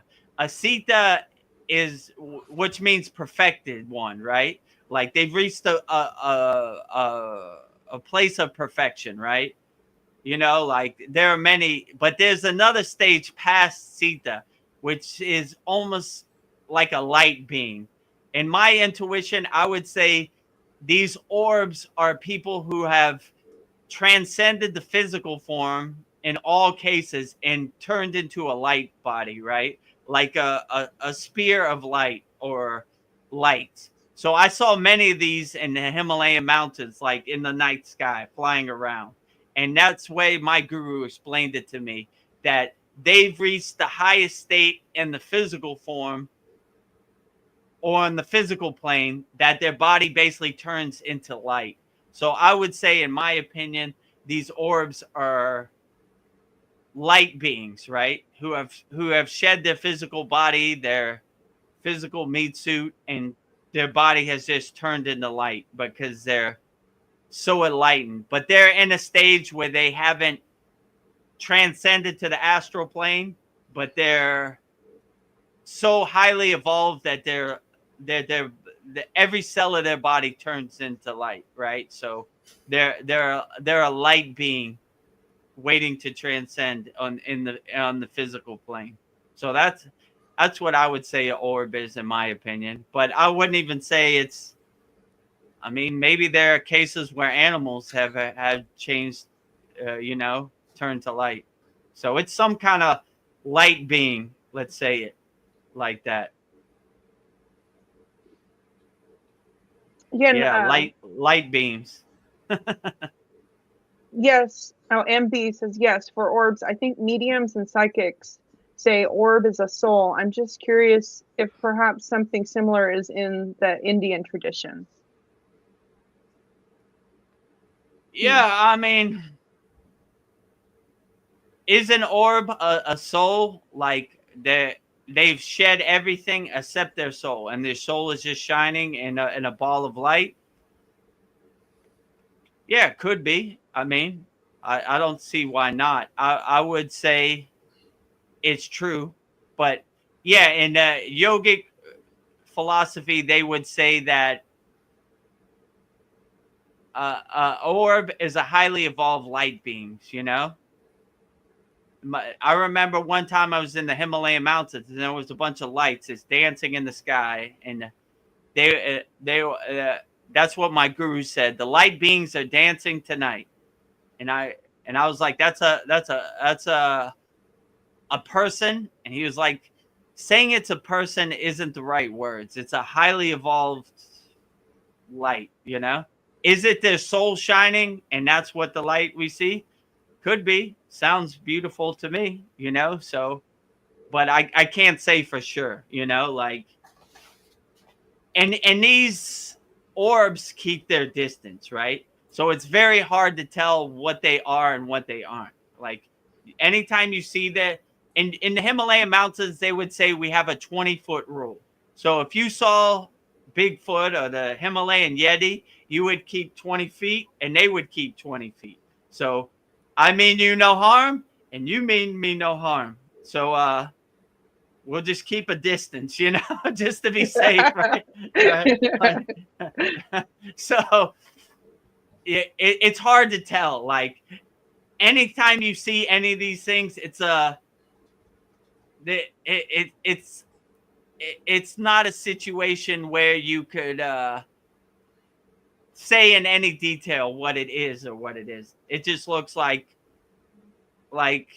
a ball of light just dancing around in the distance. Let's say it like that. How it did it or what it is, who knows, Like I said before, when I was in the Himalayan mountains, I saw fairies. It was just some wings and some light. And I didn't really get attached to it. I said, cool, fairy. went back in my tent and went to sleep. Went back in my cave, didn't really pay it no attention. That's probably why they gave me an audience. Like, I wasn't attached to it, or I didn't try to make sense of it. I was like, look at that. Cool. Light and some wings. Anything else I couldn't tell you. What did it look like? What were the features? It was in the distance. It looked like some wings in the light, So that's the way most of these things are kind of presented to you in a distance. And, I don't know. So Yeah. is the orb your soul? I don't know. I never had an audience where I could ask it. I would just say it's a highly evolved piece of light. From where? Who knows, But it had good energy, let's say it like that. I didn't feel threatened by it or scared by it. I just felt uplifted by it. Like, nice, I don't know. When we die, is like an orb of light released from our body. I've heard that, like, when we pass over, people can see an orb of light. Like, it's our soul leaving the body. I mean, it could be, Yeah. like, there's a story about Ramayana Maharishi where some German devotees were in the distance and they saw a spear of light go up into the heavens, like ascend to the heavens. Oh, wow. And they said that's when they knew Ramayana Maharishi was gone, right? So could be, Yeah. like, how bright your light is, or I don't know. I guess it depends on how far you got on the spiritual path. But yeah, could be. But I've never had the opportunity to witness it. Let's say, Yeah, when me you either. leave your physical body, and hopefully everybody stays healthy and doesn't have to transcend their physical body in an orb of light. But if you feel that that time comes, just go peaceful as possible and happy as possible. Leave all this emotions and distractions behind. No longer serves you on the higher plane. So Yeah. transition blissfully, my friend, I'll say. This advice I give to everybody. So don't be in a state of fear when you leave your physical body. In the yogic practice, Mahasamadhi is the highest form of transition. That's when yogis like Yogananda choose the date and choose the time that they're going to leave their body. Like, okay, I've seen enough, I'm leaving. So in Kriya Yoga, we have many blissful songs like we welcome the day that we take the golden flight. So all these songs, are basically singing that. So now that I think about it, even a Root Param Jyoti is like, please let me obtain the divine light and turn into an orb and transcend. Oh, wow. Yeah, Wow. so maybe that's the meaning, maybe not. Yeah. Sandy also says spirits can visit in various forms, including orbs. From my experience, so many ways they can connect. It's all about frequency. Yeah, I would agree. If you're on a higher frequency, you'd be surprised that the things you see, So yeah, I would say if you're in yoga, my guru used to say we only talk to people that can hear what we say, and I think these light beings also are that way, right? You have to be at a certain frequency and a certain state of fearlessness or a higher vibration where you could enjoy their presence, let's say. So people who are vibrating on a lower frequency wouldn't be able to see higher frequency beings, let's say it like that. You would need to have a higher energy resonance to kind of tune your dial of the radio into the same frequency. So they would only come to people that could enjoy their frequency, I would say, But I could be wrong also. Yeah. And then Sandy also says ancestors, guides, ascended beings can appear as orbs from my experience. Oh, interesting. I would say any higher frequency beings can appear. They would appear in the form that you resonate with the most, right? So if you're open to orbs, they would appear in that form. If you're want a more physical presence, they would appear in that presence. So they're not trying to scare you, you know? They're trying to come in the most comfortable, relaxing kind of way, right? So it depends. If you are open to the possibilities of orbs, they would come in an orb. If you're open to the possibility of coming in the form of Jesus, they would come in the form of Jesus. So I just think it depends what form you resonate with the most. They would come in that form. Because if they came in their true form, you might be scared, you know, like so like they're trying to come in the most comfortable form that you would resonate with the most. So if you're in a state of fear, you're not going to hear the message that they're trying to give you, right? Because you're scared, right? Look at Bigfoot. He's trying to tell me about God. Running. I'm scared he's going to eat me, you know? So they wouldn't come in those forms like, I'll tell you a story. One day, Paul knows this story. One day the archangels came to me, right? And they came in their traditional form. But in the background, there were, what were they called? Seraphims, right? And I said, who is back there? And they said, we can't show you our form. And I said, why not? I want to see. And when they showed that form, the seraphim, the angel, was like an eyeball with like a bunch of eyeballs around it. And I was like, oh, cool, you know? But they didn't want to show that because they didn't know how I would feel about it, you know? So I was open to it, you know? Like, I always think what my guru said. I asked my guru one time when we were in the Himalayan mountains, we're in this thin little tent. And if the abominable snowman, the Himalayan Yeti, attacks our tent, what do? My guru looked at me and he said, if the Himalayan Yeti attacks our tent and he's carrying God energy, he is our brother. We make him come inside and have tea. I was like, but he's big, he's ugly, he's got a bunch of hair. He said, it doesn't matter.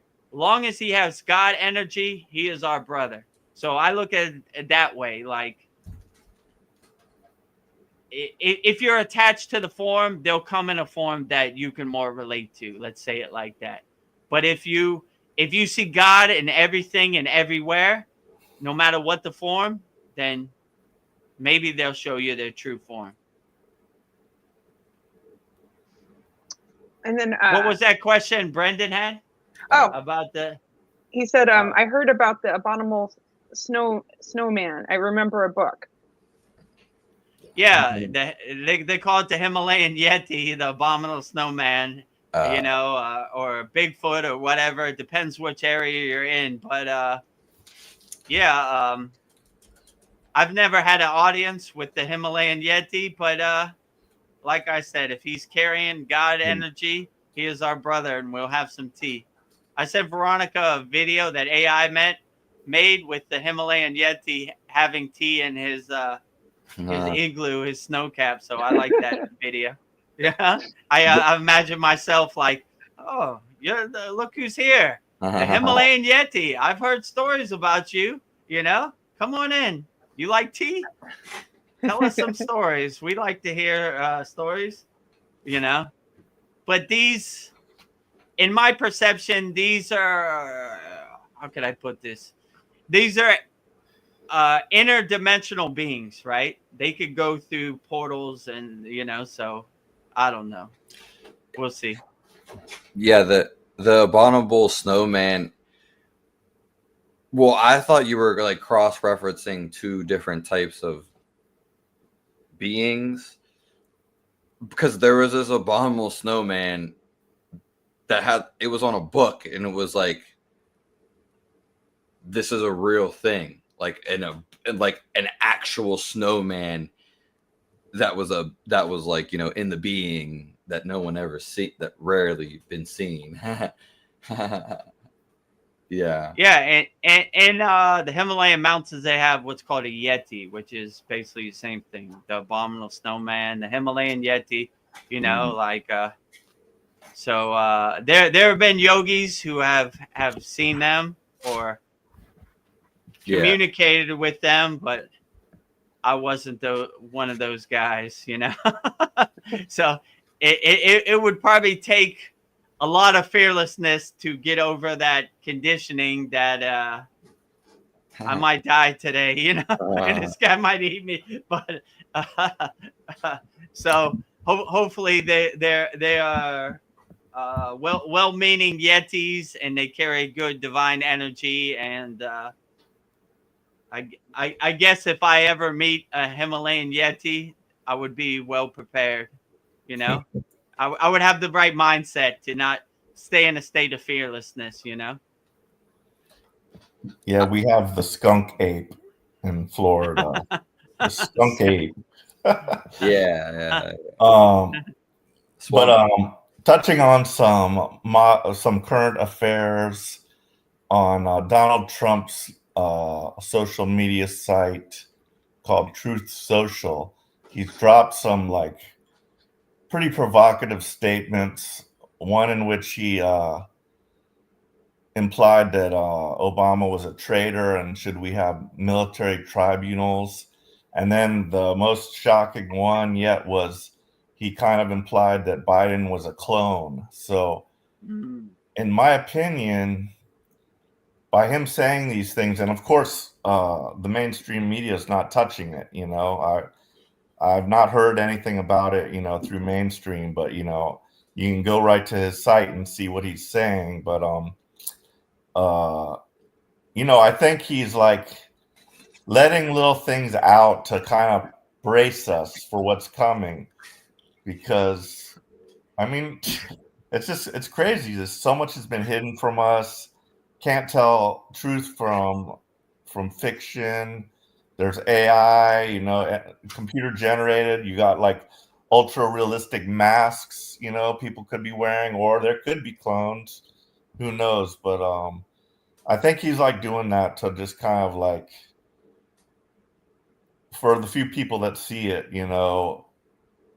just to get us prepared for what's coming. I think, I think some crazy shit's coming.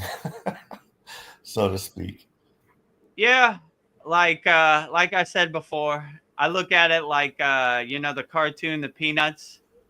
Lucy has the football, and here comes Charlie Brown to kick the football, and she always pulls the football out at the last second. So, I mean, I don't know. I try to do what uplifts me in the present moment. Like I kind of look at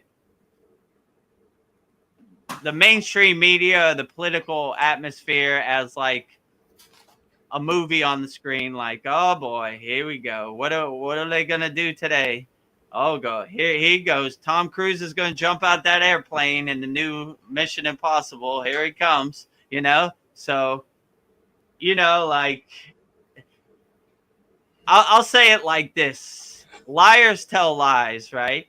So it wouldn't surprise me anything they said. If Biden was a clone, I'll be like, there they go, lying again. When are they going to tell the truth? Probably never. I mean, you could go down the list of everything: weapons of mass destruction, Gulf of Tonkin, COVID, blah, blah, blah, blah, blah, blah, blah, blah. They always got some cool ghost story that they're telling about a faraway place. I just try not to get attached to any of it. I just like, all right, well, like even if aliens landed in my yard, I'd be like, there they are. I knew it was true. I'm not going to wait for them. I'm going to use my own discernment. And, I don't want their story to become my story, if you know what I'm saying. So like, like Oh, the aliens are here. Well, let me go outside and take a look.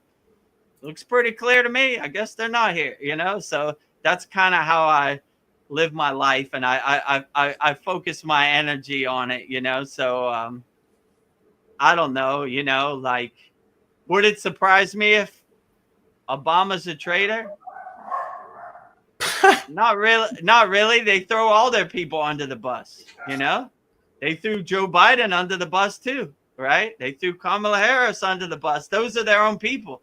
So if they do that to their own people, what do they do to us? They're definitely going to throw us under the bus.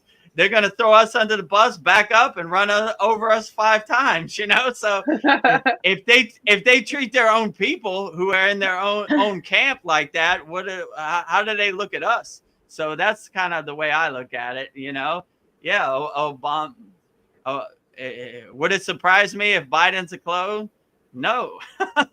You know, he's not all the way there anyway, you know? So I don't know, you know? It's a crazy circus out there, and I just get my popcorn and sit back and watch the episode of Seinfeld and laugh at it like the joke it is. Like, oh, here comes Kramer in the door. Oh boy.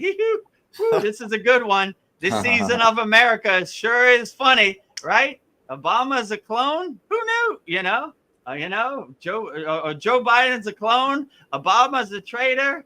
The aliens are in Antarctica.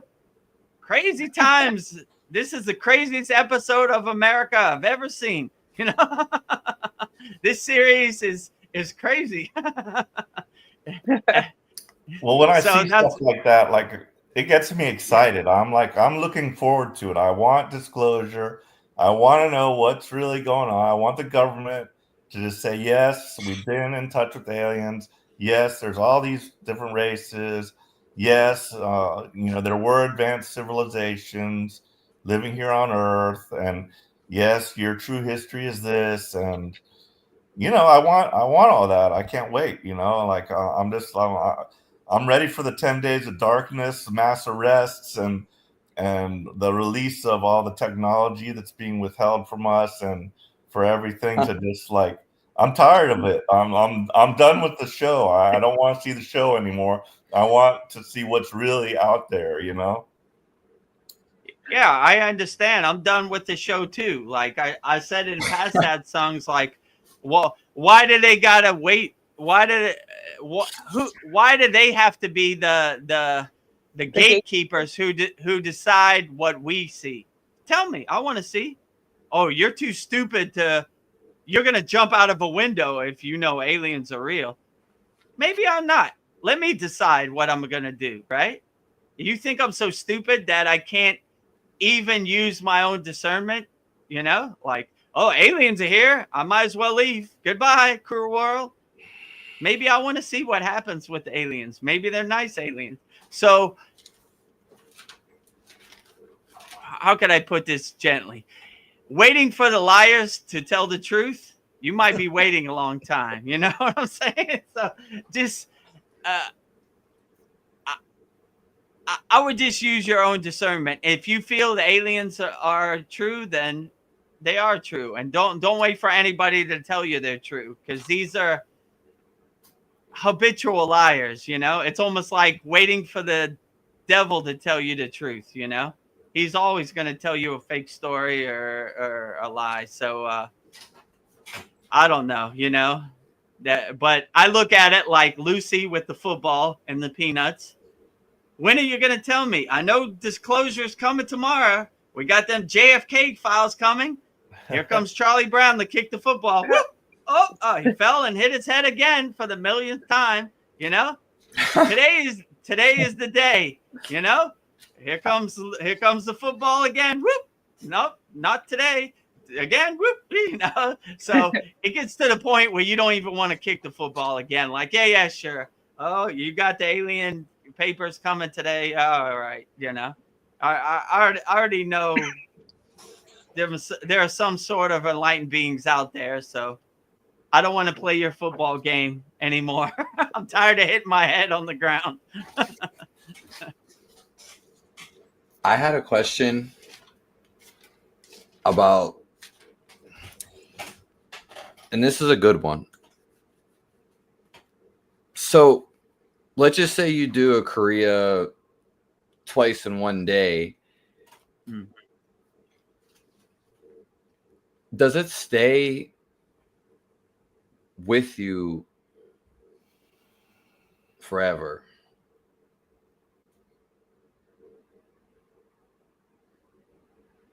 Oh, okay. That was your question? Yeah, so Yeah, like yeah. If you do it for like, let's just say you do it for weeks, do the positive benefits kind of like build up and resonate with you? yeah, so I would say that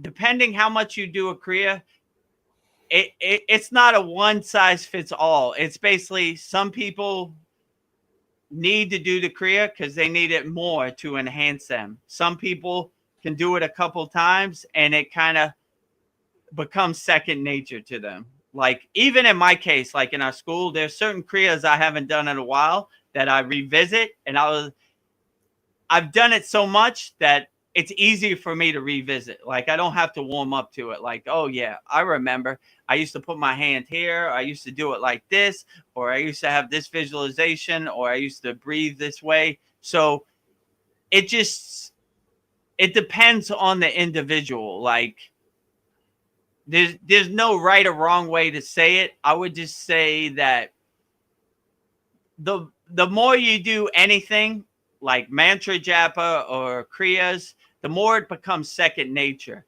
And the more practice you have, it kind of becomes the soundtrack of your life, and it kind of runs in the background while you do your daily life.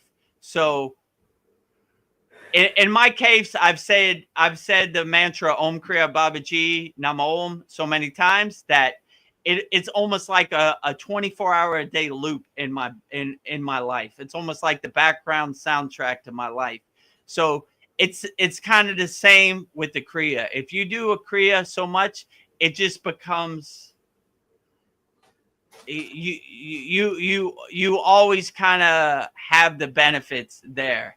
So but it depends. Some people need to do the Kriyas more because they need to enhance the benefits, and some people need to do it less. It really depends. It's no one size fits all. It just depends. It's more personalized and individualized for every person on the path. So I this is a harder answer to. This is a question that you would probably answer better because you know your body way better than me, and you know what works better for me, for yourself. But I would say that there's no correct answer. It's different for every person. Like it just depends what works best for you. So if you do a Kriya for weeks and it continues to uplift you, then it's a great Kriya. If you do it once or twice and it's lost its benefits, or you're not getting the results you expect, then I would go to another Kriya, So it just depends what works best for you. That is the best practice, I would say. And what do you think about like cold showers? And like, yeah, because like, how would you compare them? Like, have you ever went on a spree where you like indulged in cold showers or cold baths? And how would that versus like Kriya yoga? And I'm specifically talking, I guess, because of Wim Hof, if you've ever heard of him. Yeah, I know who Wim Hof is. I would say in my case, when I was in the Himalayan mountains, I swam every morning in the freezing cold lake in the Himalayan mountains. Wow. So I enjoy the cold. Like in the beginning, it was a little harsh, but once you get over that 10 seconds, it becomes blissful, Mm-hmm. And there's two different ways. Like somebody like Wim Hof would just sit there in the ice bath, right? Some people would swim. It just depends. It works different for other people. I would say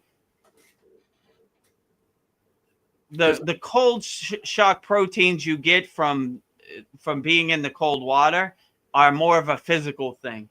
The kriyas are more of a internal thing, like inner work thing. So it's a little different, but you get the kind of same benefits. Other one is more a physical benefit and kriyas are more of internal benefit, I would say. But there's still great benefits also, right? Thank you. Nice. And then practice being, he says, you're on the front line as a bulletproof soul, Vedagurudev. That's nice. Yeah. Okay, yeah, go ahead. I was just going to say, practice being, I just ran across your YouTube channel. I think it's great. It's a great spiritual channel. So everybody subscribe to Practice Being. You're doing great work. Yeah. Yeah, Veronica told me about your channel Practice Being, and if you want me to come on your channel, I would love to come on your channel. Maybe we could do an interview, and that'd be great. I like your insights. I watched some of your videos about semen retention, brahmacharya, and if you want to talk about it, we could do that for sure. So I appreciate your kind words. You're on the front line as a bulletproof soul, Vedagurudev. Well, I hope my soul is bulletproof, or I'll be leaving this physical plane. Yeah. But I'm out there holding up the white flag or trying to be a lighthouse in the darkness. So I'm trying my best, you know.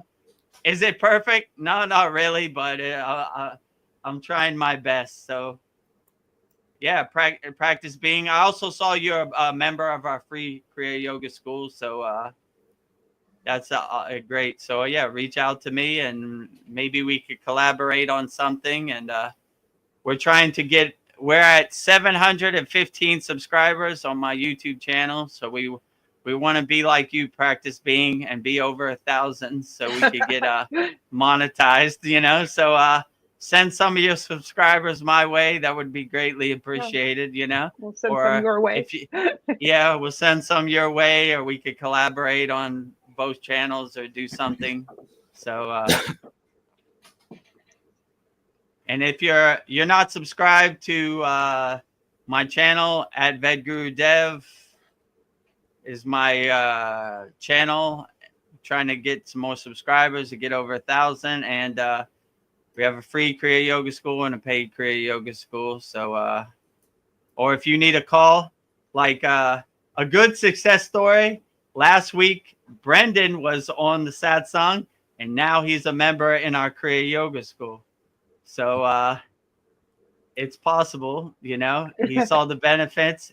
Brendan actually went on a call with me, and we discussed how Kriya Yoga could help him. It was a very enlightening call. So if you want to see how Kriya Yoga can help you, and go to Kriya Yoga Masterclass. Calendar will come up, pick a date and a time, and I'll go on a call with you. And yeah, that'd be great. And if you want to learn about the Kriya Yoga School, we have a free Kriya Yoga School where it gives you the basics. Yeah, discover the secrets of Kriya Yoga, 100% free. Freekriyayogashop.com. Need help? Book a call with me, Vedagurudev, and we'll try to solve your problems in real time. Go to Kriya Yoga Masterclass, click on the book a call button, and calendar will open up, and you can pick a date and time. Or if you just want to start practicing Kriya Yoga right now, go straight to the Kriya Yoga School Masterclass, 50% off, $50 a month, $250 a year. So I had a question about the Nadi Sudi again. Yeah, go ahead, Brendan. I noticed that when you did it, or at least my interpretation, you were breathing hard, But the way that I was taught by Sadhguru, or that he showed us, he said to do it so light that you wouldn't even blow a feather. Yeah. So the reason I do it so hard, so you can hear it on the microphone, right?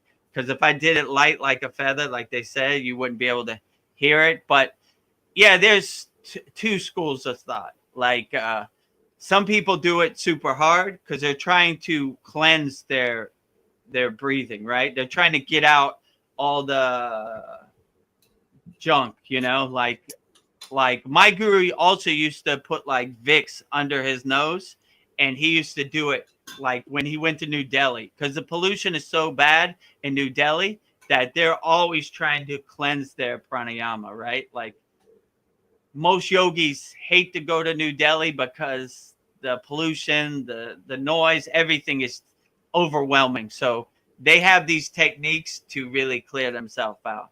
If you live in the Himalayan mountains, yeah, probably you would just do it light as a feather, right? Like you said, like you make your breath so thin that you can't even blow a feather. You can't even see the feather move. Or if you live in the big city and there's a lot of pollution, you would really want to get it out. Like you would go, you would try to get all that stuff in your respiratory system out. So it just depends.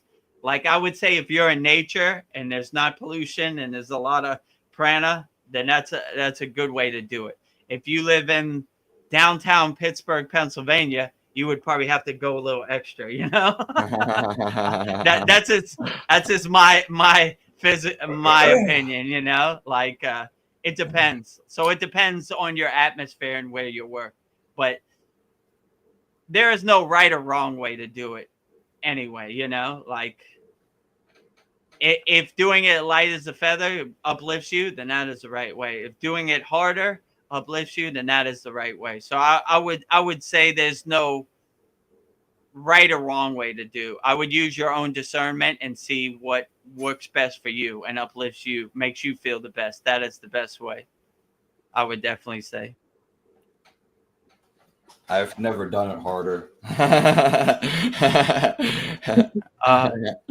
Maybe try it, And we'll see. Maybe. Yeah, no, I didn't mean to cut you off. No, it's okay. He always said that end on the left nostril, because if you would end on the right, it could make you go crazy. I don't know. I've ended on the right probably millions of times, and I don't think I've ever gone crazy. So I wouldn't put too much thought into that. I understand the ritual way. They say start on the right because right is Shiva, and end on the left because left is Shakti. So it's like the alchemy, like Ida and Pingala. But would it make you go crazy? I find that hard to believe. I don't see anybody's ever gone crazy. But I know they say these things. He said it could. That's could, but go ahead. Yeah. Or it could not. I would just leave that. I would leave that out. I would if ending on the what did he say? End on the right? On the right would. Yeah. If you end on the right and it makes you feel good, then that is a good practice. If you don't, if you end on the right and you go crazy, maybe don't end on the right. That's basically the way I would say it. But like, they say a lot of stuff out there, and I don't know. I just wasn't sure. Like, I wanted to know like exactly. Just it's really nice to get an actual point of view. Like yeah, like these are. I would say you use your practice as a guide, right? If you end on right and you don't go crazy and you feel better, I would maybe try to end on the right. Like they say a lot of stuff that maybe doesn't work for you. Like, you got to do it for 7 minutes, right? And you're like, man, maybe I shouldn't do fluttering of the breath for 7 minutes. My head hurts. I'm gonna do it for 2 minutes. Is there a right or wrong way to do it? Not really.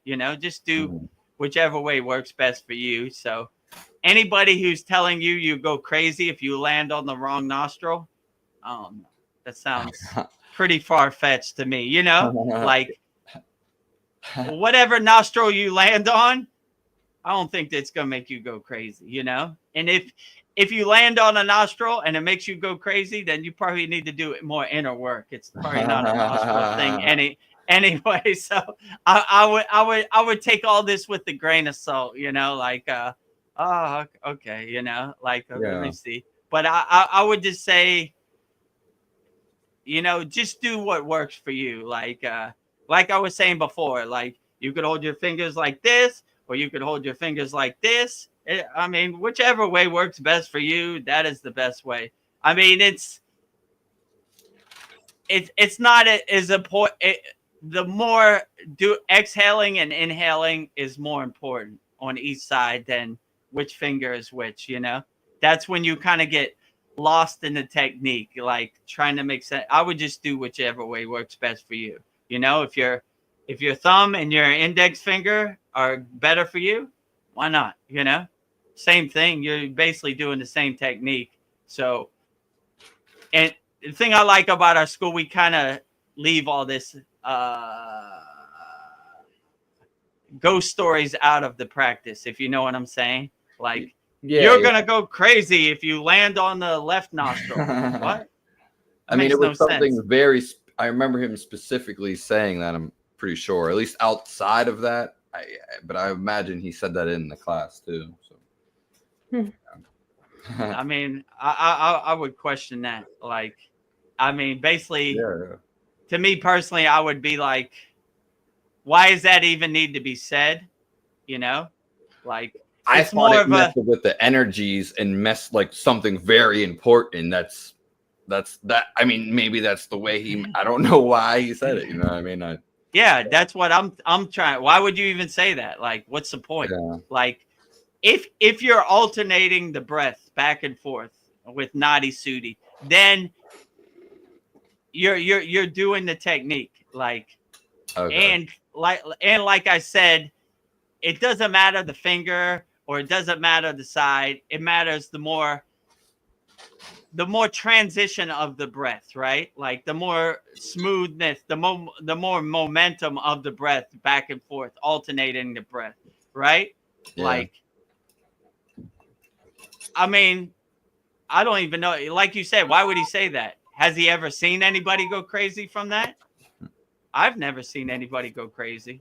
Like, how could you be at a low level where landing on the wrong nostril would make you go crazy? Like, it, I don't know. It doesn't make sense, but that's why I don't like to get wrapped up in the dogma of these Kriya yogic traditions. They've been regurgitating these stories. I'm like, we're all grown-ups. I'm not going to treat you like a child. Like, I know what's best for you and what will make you crazy. Here's all the Kriyas in our school. Do the best you can. I'm available 24 hours a day for questions, and let's be the best person we could be, right? Like, it almost seems like, I mean, I like Sadhguru, and I don't like to judge any other yogi. So I say I take this with a grain of salt. But when you get on a certain guru play, like, I know what's best for you and what will make you crazy and what won't. How is that possible, right? Yeah. So I don't like that guru play on a pedestal. In our Kriya Yoga school, I say, I'm just like you. I've been where you're at. I understand the questions you have. Let's walk this journey together. Equals. I don't want you to see me as higher than you or Guruji or wash my car or whatever that stuff, that guru play is. I don't want none of that, right? You can even ask Veronica. Even me saying I'm a guru took a long time, right? I didn't even want that, right? It took a ceremonial guru play of like Guru Purnima, which is a celebration of your guru. And Veronica asked the question like, if we're celebrating our guru in the Kriya Yoga school, who should we celebrate? And I was like, well, I guess that's me. So I guess I'm gonna have to wear that title, you know. But it took many months. So I don't want any of our students or anybody to look at me as higher than them or, you know, touch my feet in that guru play. I want you to look at me as equal, you know. Like I've been to the same place you've been. I've had the same questions as you. If I could do it, anybody could do it.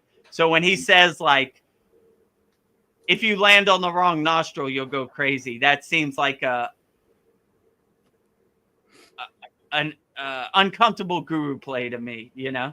I mean, just in my opinion, like how would you know what would make you go crazy? But I mean, I'm not trying to judge any other yogi. Sadhguru's great. He got some good techniques and he's helping people. So why not, you know?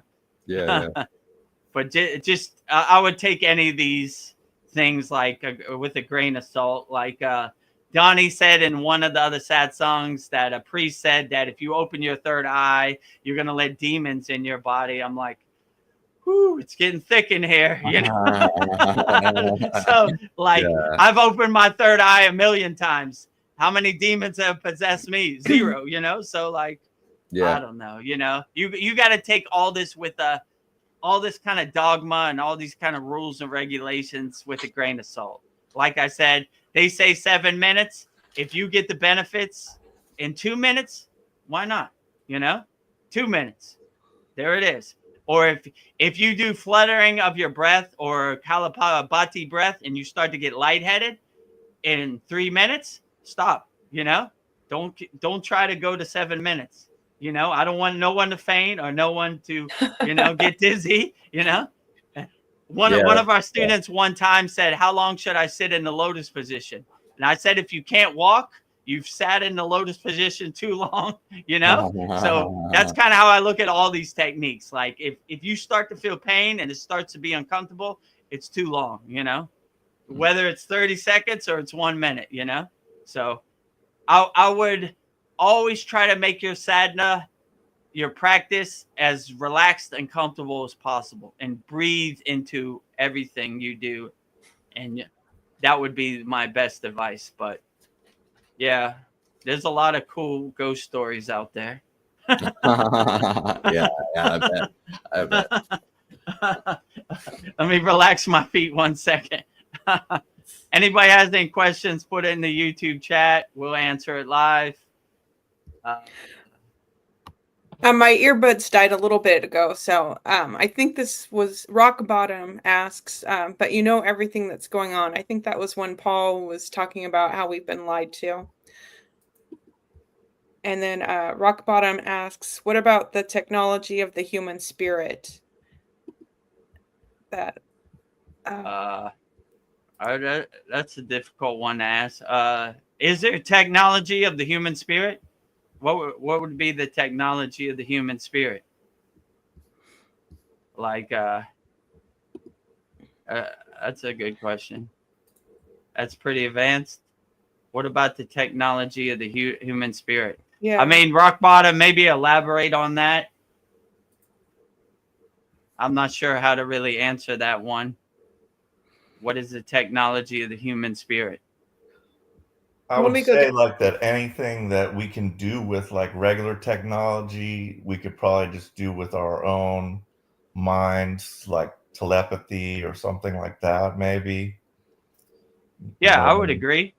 I would do your inner work and not depend on technology or anything to do the inner work for you. It's an inner journey. It's not an external journey. So, you know, when the C word thing happened, I asked my guru, what should I do? And he said, if you can't go outside, go inside. So don't try to rely on external things to do your inner work for you. It's an internal journey, and no external thing can tell you how you feel inside you, you know? So I wouldn't try to microwave the spiritual path or try to speed it up through technology. I would just do the inner work, and it's a marathon. It's not a sprint. Let's put it to you that way. So don't let no computer tell you how you feel inside you. You know, do your own inner work. And I mean, technology could be beneficial. We're using technology right now over the internet, and I'm talking to people on live stream. But as far as doing the inner work, I would just do your own inner work. So I'm not anti-technology. I'm not saying put two sticks together and make a fire so you could have something to eat tonight. I'm just saying there's places for everything. And I think inner work, there's no way anybody or any technology can know how you feel inside you. So you are the king of your castle. You use your own discernment to make decisions that serve you best and benefit you best and get you the best results. And then Sandy says, yes, keep shining and choose love no matter what the distractions or boogeyman passes your way. Absolutely. Have unlimited love. Like one of my favorite sad songs was like, love is not 5 beans in your hand that you can only give to people. Love is unlimited. Give as much love to everybody. Love you, love you, love you, love you, love you, love you. Love my country, love the world, love the continent, love the universe, love God, love everything, right? So if you see God in everything and everywhere, you have unlimited love. And why would you hurt a bird if you see yourself as that bird, if you know what I'm saying? So like that's kind of the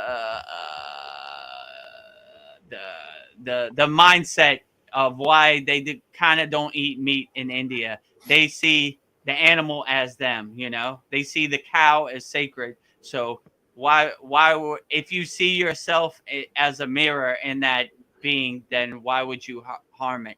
But it's not a path for everybody.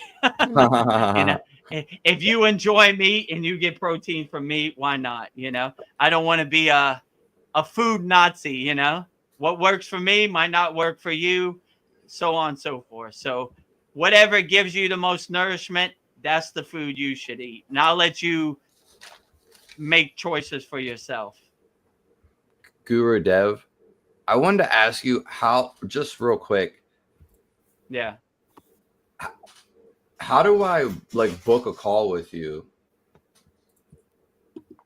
Oh, how do you book a call with me? You go to Kriya Yoga Masterclass, and there's a button that says book a call, and you click on that button, and a calendar will come up, and you choose the date and time on that calendar, and then I'll get a message, and you'll get a message that your call is booked, and then when the time comes, you'll get messages like your call is in an hour, and I'll get it too, and we'll show up on Google Meet, and same like before. Is there a better time for you? Because I know you're on tonight. I mean, any time is good for me. I live in Thailand, so I'm 11 hours ahead of you.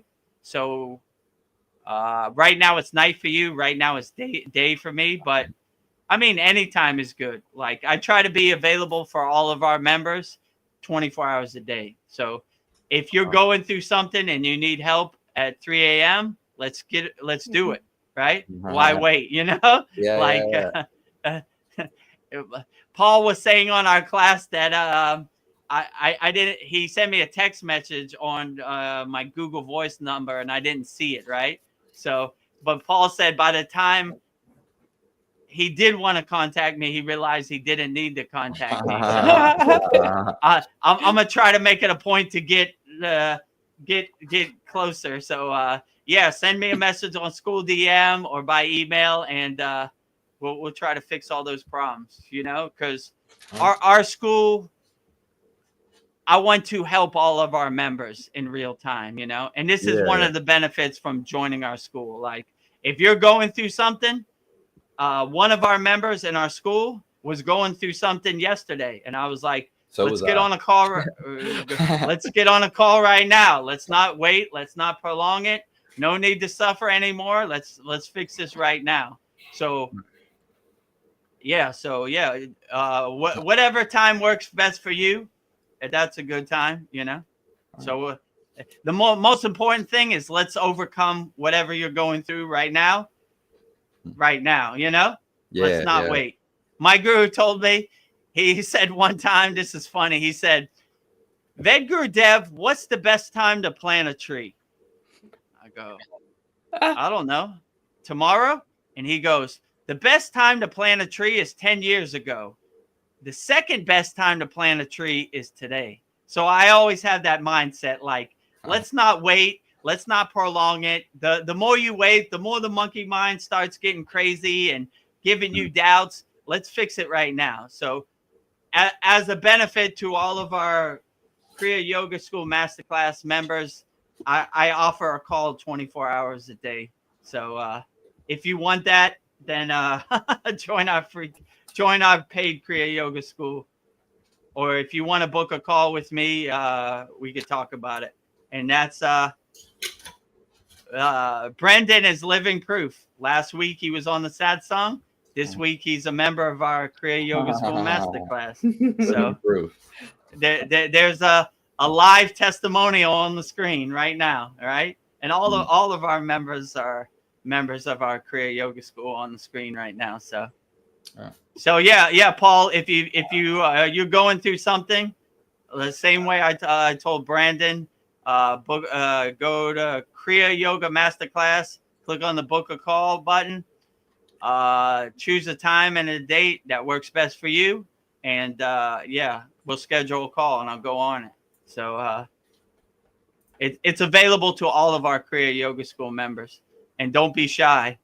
You know, if you're going through something, let's fix it today. See, MB asks, Vedagurudev, were you also near Mount Kailash in the Himalayas? Your guru lives somewhere near? Yes, this is a great question. So Mount Kailash, Shiva Mountain. I have been to Mount Kailash, to the top. And my guru wrote a book called Kailash in Quest of Self. So my guru has actually been to Mount Kailash over 20 times. I like to say it's his second ashram. He loves going there. He goes there religiously every year. You know, I don't know, during the COVID times, probably not. And it's a good question now. This was like up until 2019. 2020, I came back.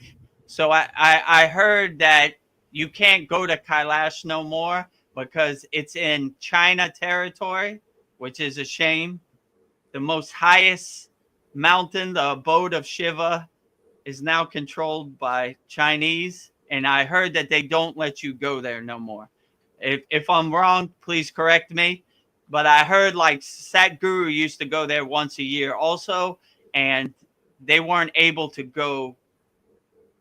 Maybe foreigners could go, but Indians can't go. They have some kind of dispute over it. So at one point, you could only look at Kailash. You couldn't go there no more.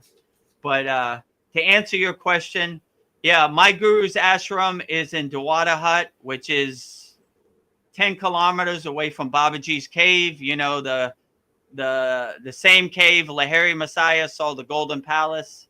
You know, Lahiri Messiah is from Dawada Hut, and Neem Karoli Baba's ashram is close by, and Kailash is probably a 4-hour drive from there, maybe more. So yeah, we love Kailash. My guru wrote a book about Kailash, and I have been there, and my guru's been there many times. So Kailash is a great place. So please, China, give our Himalayan Indian mountain back. I want to go there. So I don't know. Maybe somebody check on Google and see if Kailash is still available for Indian people. Practice Being says, I've been practicing the same Kriya for a while. I'm willing to branch out and see what Kriyas that you offer. I'm also willing to collab. Our goal is the same, to help as many people as possible. All right, let's do it. Sounds like a partnership. Yeah. So yeah, put in the chat what kriyas you've been practicing. Yeah, in our school, like Brandon just became a member a couple days ago. We have all kriyas, so we have hundreds of kriyas. Like I was looking at the class; it's almost endless, right? It would take you months to go through everything. So basically, if you want to expand your Kriya Yoga practice, it's good that you already have a framework of practicing Kriya Yoga. We have a classroom where it takes you on a journey. So you go through the beginner techniques, you go through the intermediate, you go through the advanced, and then we have classrooms for all pranayamas, all meditations, all asanas, all mudras, all mantra japa, and every Saturday we have a very interactive class. We had a great class this last Saturday, which was almost 3 hours. So we answer all questions same way on here, live in real time. You can come on the screen, ask me whatever you want, and I demonstrate the kriyas also. So yeah, we would love to have you on our Kriya Yoga School Masterclass, and I would love to collaborate and go on your channel with you and answer your members' questions. And if you could tell them to subscribe to our channel, we'll tell them to subscribe to your channel, and we'll cross promote that way. So we're trying to get to. I saw you had over 1,000 subscribers, Practice Being. So we're trying to get to where you're at. For all the people that don't know, once you get over 1,000 subscribers, you get monetized. So there have been people on here that wanted to give like a cup of coffee or super chat, and we're not at that point yet. So we aim to be like you, Practice Being. So yeah, yeah, if you're a member of the free Kriya Yoga School, so yeah, send me a message on school chat. Like there's like a little chat thing, and you click on that and you type in your message, or I think we probably have like my email on one of the banners. You can email me directly, Vedagurudev@gmail.com. It's VEGGURUDEV.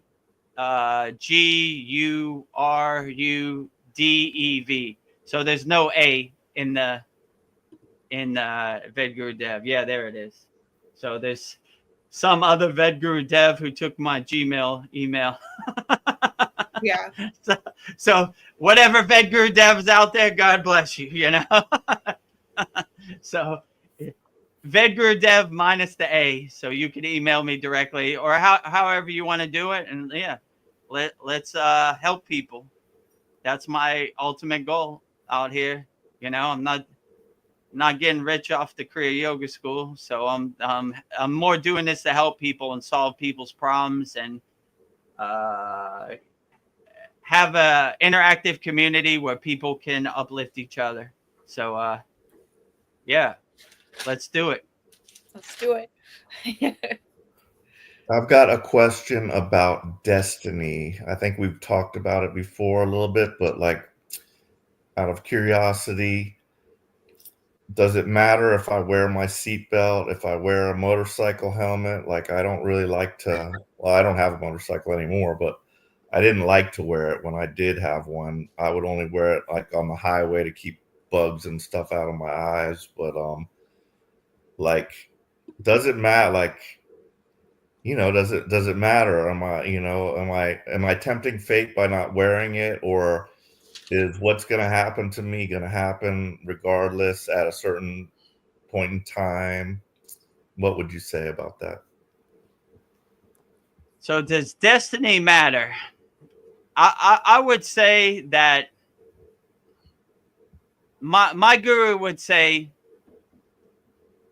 just by being aware of your true nature and your true potential, you're 80% of the way home.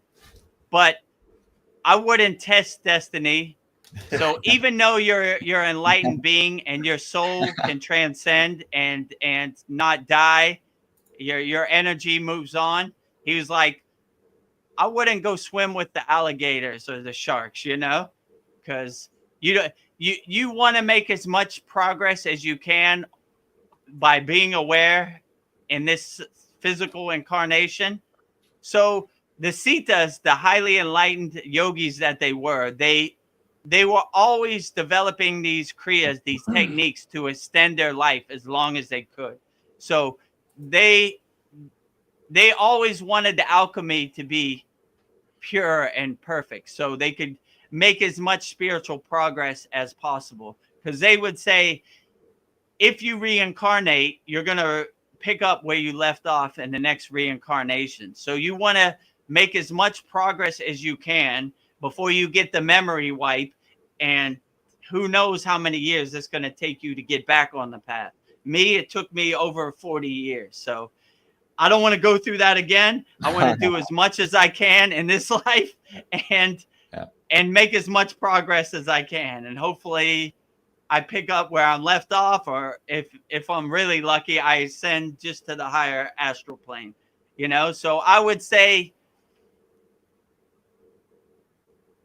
it's kind of a spiritual wrestling, which is predetermined, like it's kind of scripted, but I wouldn't test it. I would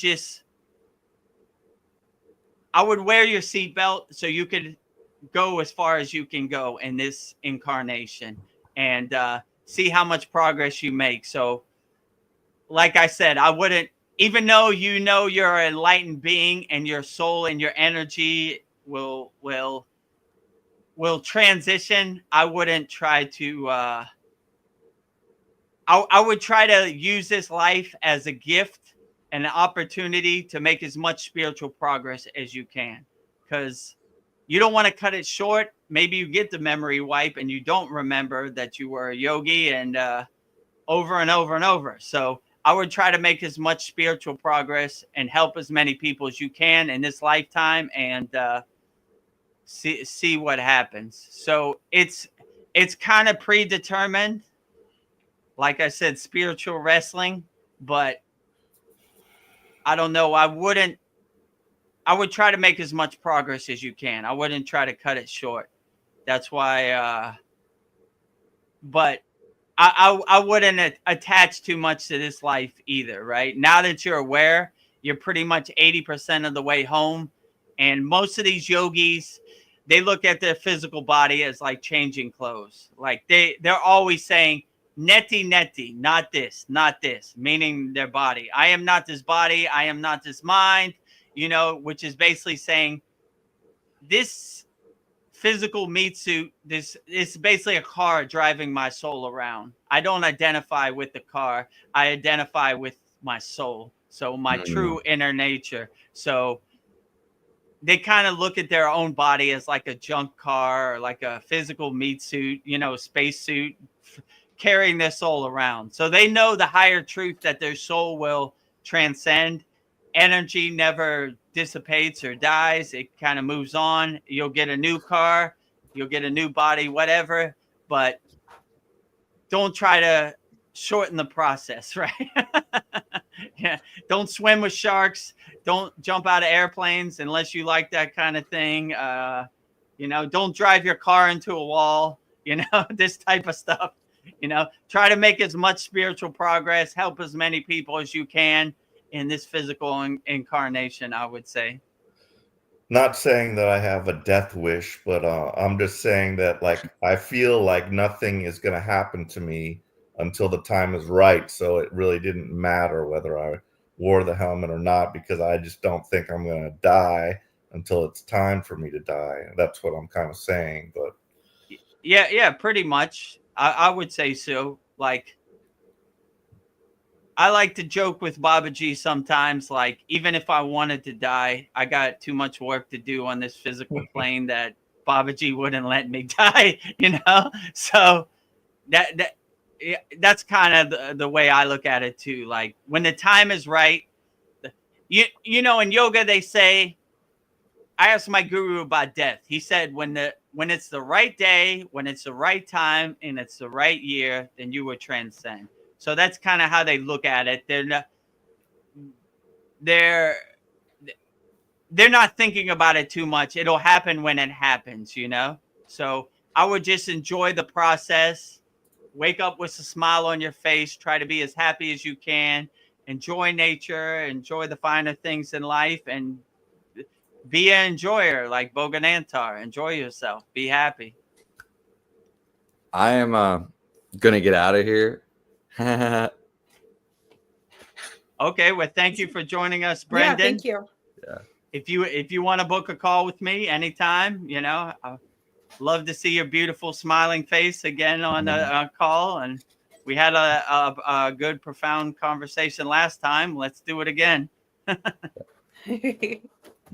I appreciate all you guys. Appreciate you I too. appreciate you too. Have a great day. Namaste. Good night. God bless everybody. God bless you too. You too.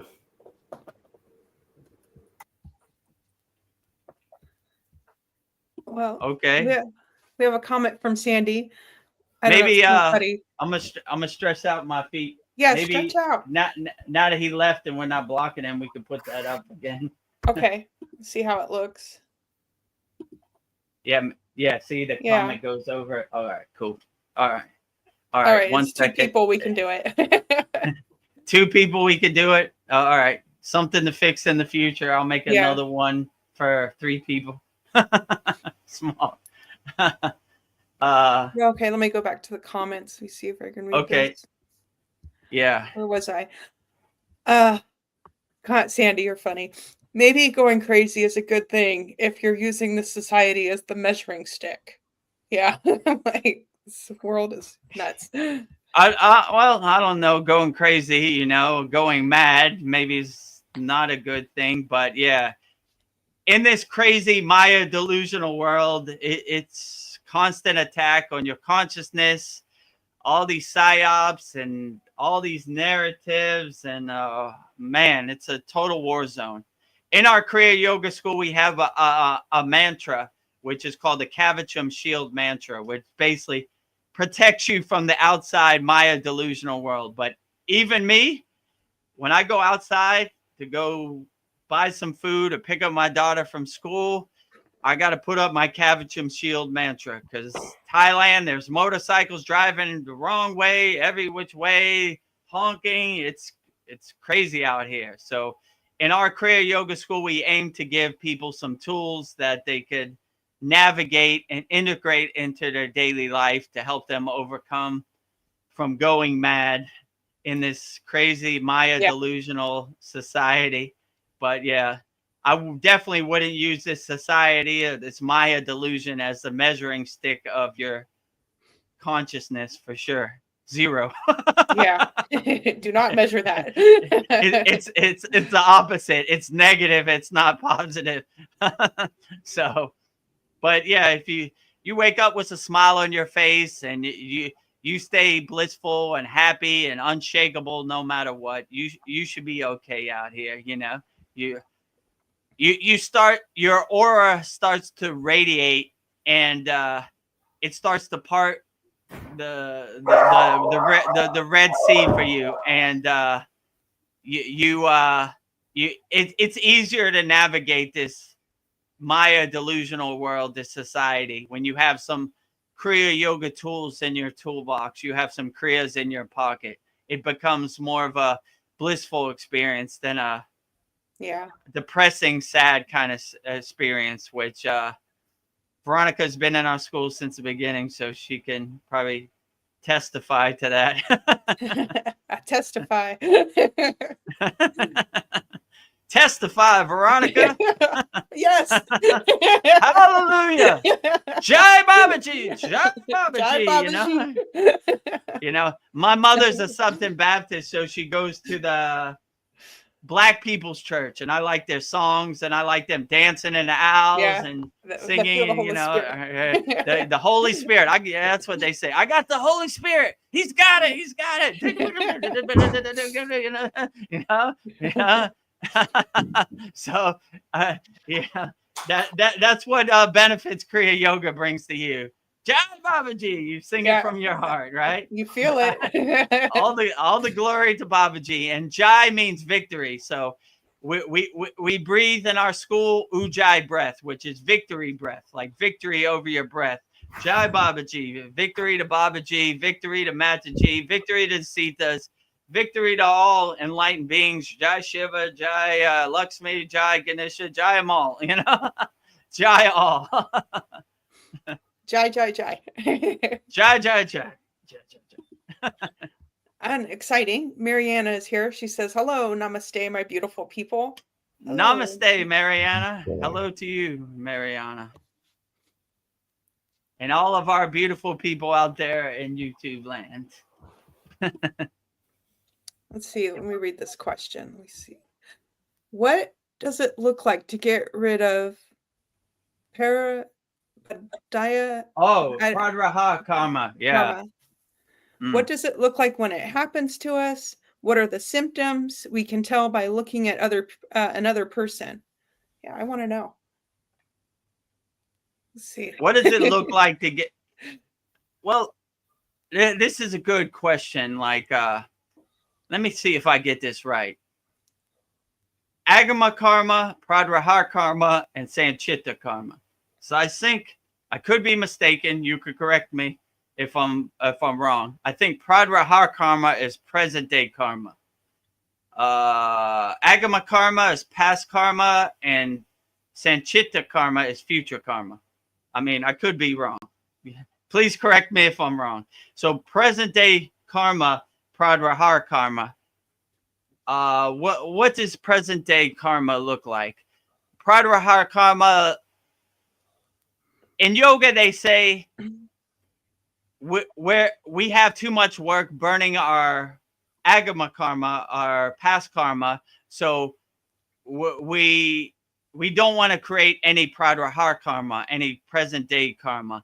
And if we don't, there's no need for sanchita karma, future karma, because we didn't create any karma so we don't even worry about future karma. So pradraha karma is karma you create in the present day, or I could be wrong. And what does it look like? You just don't create any new karma for you to burn. And with these Kriya yoga practices we do, all the Kriyas are burning our karma from the past and present, right? So we try to be mindful of not creating more karma to add onto our trash mountain of karma we collected from all of our reincarnations. So present day karma, to solve this problem, I just wouldn't create any more karma. How can you create more karma? Cheating people, being mean to people, hurting people, being violent to people, that would create more karma to stack on top of your other incarnations trash mountain of karma. So I would just not create any more karma. Be as loving and kind and as compassionate, and help as many people as you can, as much as you can. That way you wouldn't create more pradraha karma. And it looks like when it happens to us, what are the symptoms? So can I tell by looking at other people? You would have to be on a higher frequency to read other people's karma, which I don't even know if you would want that to happen anyway. You wouldn't want other people's trash to become your trash. So you wouldn't. Many yogis have had these stories where they didn't want other people's karma become their karma, right? So I wouldn't even try to look into other people's karma. There wouldn't be no point. That's more for them to burn off and work out. what does it look like when it happens to us? What are the symptoms? So Yeah. the symptoms would, you would just feel depressed. You would feel not uplifted. You would be stuck in your lower emotions that these karma are holding you down, you know? So, but if you have, like I was saying before, some tools to burn off these karmas, they can't really affect you because you're in a higher frequency. You're in a higher state. So all the practices we do in Kriya Yoga, we're bringing our energy up. We're not, these lower chakras, the root chakra, the sacral chakra, the navel chakra, these were desires, lower emotions, anger, jealousy, they all live down here, right? So we're always trying to bring our energy up. We're always trying to rise our kundalini. So I would say make it a practice of bringing your energy up so you don't get stuck in these lower emotions, because it's hard to get out of these lower emotions when you don't have some tools to uplift you, right? So I would say if you need some basic tools, join our free Kriya Yoga school. We'll give you some basic framework of how to use Kriya Yoga. If you want some really profound tools to break you out of these lower emotions, this depression, then join our paid Kriya Yoga school. But it's up to you. Up to you. So I would start with the free Kriya Yoga school if you want to have some tools to get you started for free.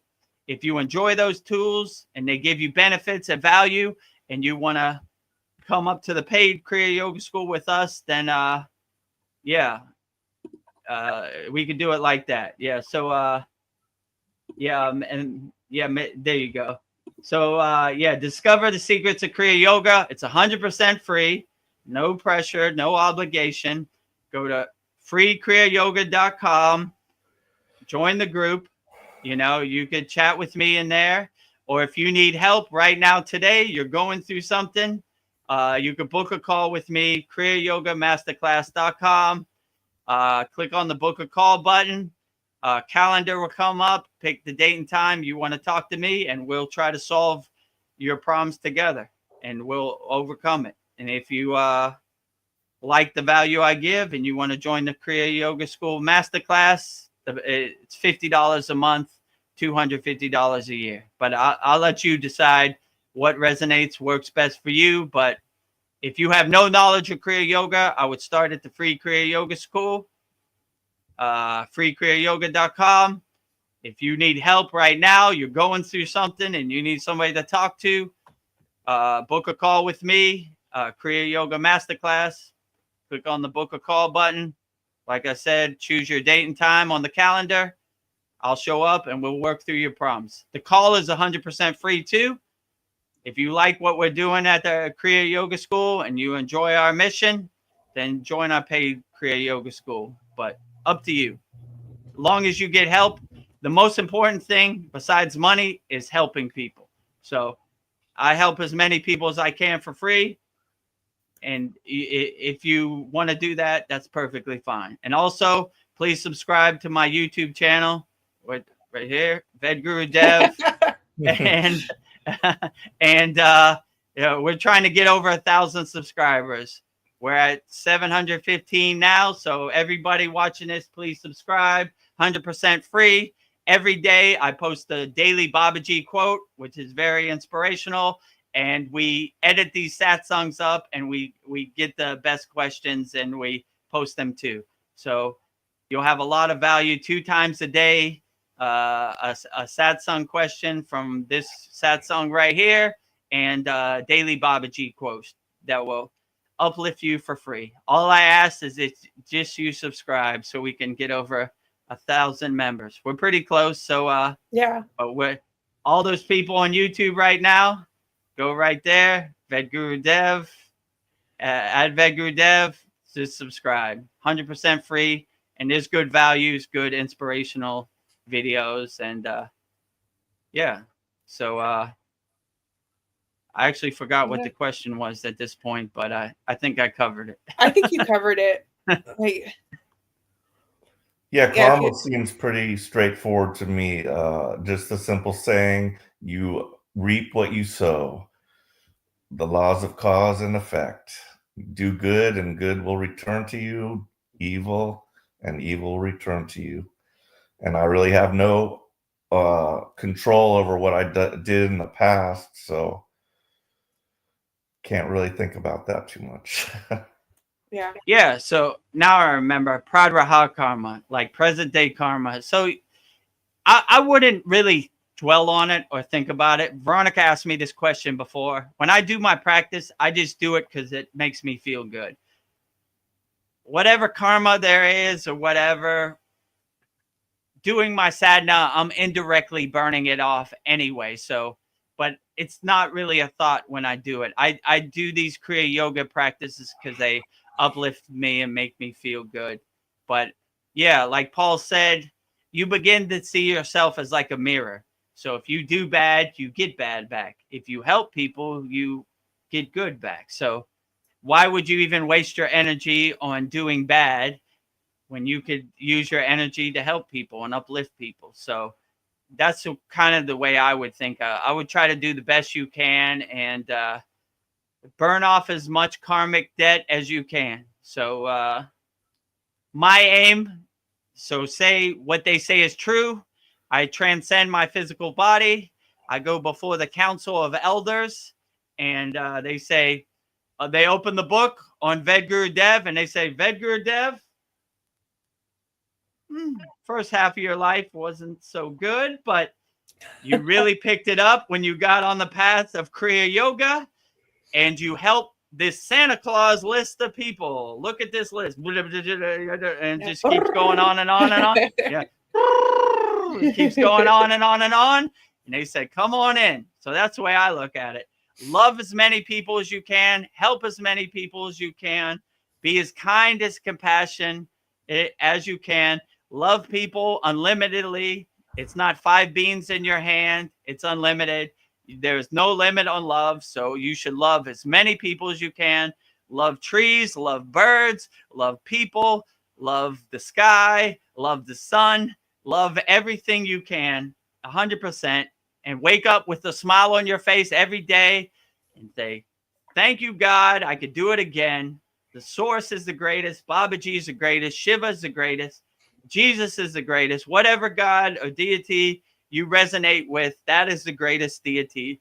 And enjoy yourself as much as possible. You know, that would be my best advice, to burn off all that pradraha karma, or not. You wouldn't even create new karma. So burn off all the old incarnations. Pivot, change course. You know, whatever you did for the other thousands of lives you lived, it wasn't working. Change directions. Have a spiritual practice. Get on the spiritual path. It doesn't have to be Kriya Yoga. It could be anything. But if it's Kriya Yoga, we have a great Kriya Yoga family here. Rising tides lift all boats, so we help everybody here. So if you need help, it would be my true blessing to help you. And anybody out there in YouTube land, I help all people. So join our free Kriya Yoga school. Or if you need more help, more live help, go to Kriya Yoga School Masterclass, book a call. If you're ready to get started practicing Kriya Yoga, one of my favorite, my new mantra is, we don't talk about Kriya, we do Kriya. So if you're ready to do Kriya, join our Kriya Yoga School Masterclass. But up to you. Get some help. We have free, we have call, we have paid. Up to you. You choose which works best for you. And we have subscribe to Vedagurudev.com. So any one of those 4, you could get upliftment and motivation for sure. So do them all. Do one. Do whichever one you want to do. So The choice is yours. the choice is yours. Now back to the questions. You are having an effect on Teeny Tapada. He says, are there animations coming off of your chest, my man, or am I just tripping? Am I seeing a dancing flute man dancing in my face? Yo. What You are see putting out- animations coming off my chest? Oh, okay. Oh, whoa, your feeling your energy. Kundalini must be fully awake, right? Like, My man. you were getting to higher states. Am I just tripping? I don't know, maybe, but maybe you're having a profound spiritual experience. I don't know. Maybe I you're didn't creating think your own DMT. I didn't think the words that are coming out my mouth would get you to a higher DMT state, but I could be wrong. A dancing flute man in my face. So only dancing flute man I know is Krishna. So he plays the flute and he dances around, and all these deities dance. So if you're seeing Lord Krishna right now in front of your face, then you are having a profound spiritual experience. That is for sure.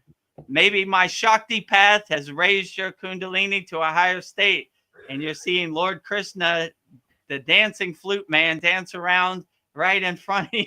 Yeah. What animations are coming off your chest, man? I don't know. I don't see anything, but maybe you're in a higher state of awareness than me. Maybe I am projecting subliminal animations. What animations could be coming off? Pokemon, or I don't know, what's a good animation they have these days? I don't even know. I'm old school. The Smurfs, Charlie Brown, the Peanuts, Garfield. I don't know. What's a good animation? What's a good cartoon? Yeah, like I said, I'm old school. I used to wake up Saturday morning with my cereal and watch cartoons. I don't know what cartoons I watched. The Smurfs, Transformers. What's a good cartoon? Help me out here. What's a good Saturday morning cartoon? Scooby Doo. What else? Scooby Doo. Yeah, that's a good one. Scooby Doo. What the? I don't know. What did I watch when I was a kid? We're old school here. Rocky Schoolhouse and Rock. Rocky and Bullwinkle. Yeah, that's a good one. I used to watch, like, this wasn't a cartoon. Little Rascals, Three Stooges. I don't know. I'm dating myself right now. Yeah. Probably somebody who's 20 years old is like, what the hell is this guy talking about? We're the same age, so I'm just like, that was a long time ago. Yeah. TV. The Flintstones. Yeah, the Jetsons. Yeah, there you go. Jetsons, Flintstones. Yes. What were TV shows? Dukes of Hazzard, The A-Team, Incredible Hulk. Island. Yeah, Fantasy Island, the plane. The plane. I love that. I watch that show Boat. just to hear that dwarf say that. Yeah. Love Boat. Bewitched. What else did I watch? Yeah, Bewitched. I Dream of Jeannie. Yeah, I Dream of Jeannie. Yeah, those are all good ones too. Yeah, so if you're under 30, you have no idea what we're talking about. But it's okay. So if you're under 30, post the cartoons that you like. So yeah. I didn't know I was projecting cartoons or animations, but sounds kind of cool. Yeah, you've got some good energy. What was it? Let me find that comment again. Yeah. Teeny, please tell me what animations were coming off my chest so I can know. I like to know what I'm radiating. Swifty, I don't know what that is. Swifty, yeah, I don't know what that is, but all right, Swifty sounds cool. Another CT I've been manifesting indirectly, animations and flute men coming off my chest. Well, that's good. I didn't even see that subtle energy, Sandy wants to know, how much do you all use art, music, or any other creative outlet as part of your meditation practice? I mean, all the time. Veronica's an excellent artist. So all our 3-month certificates, she does the painting that's in the background.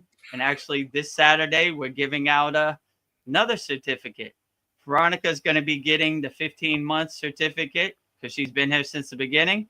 And Paul will be getting his 1-year certificate this Yay. Saturday. Yay. So, Paul, so there's two different. For this one, Veronica made a painting of Shanmukhi Mudra, which is a mudra we do to seal in our energy. And the one Paul's getting, the 1-year anniversary, is the divine union between Shiva and Shakti, which is a very beautiful one also.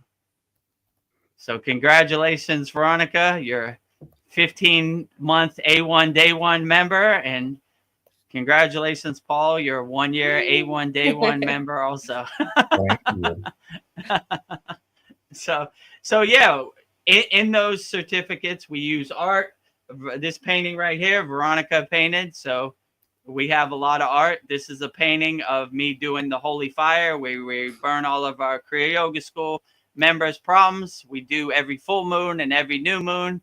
And yeah, we use music and art.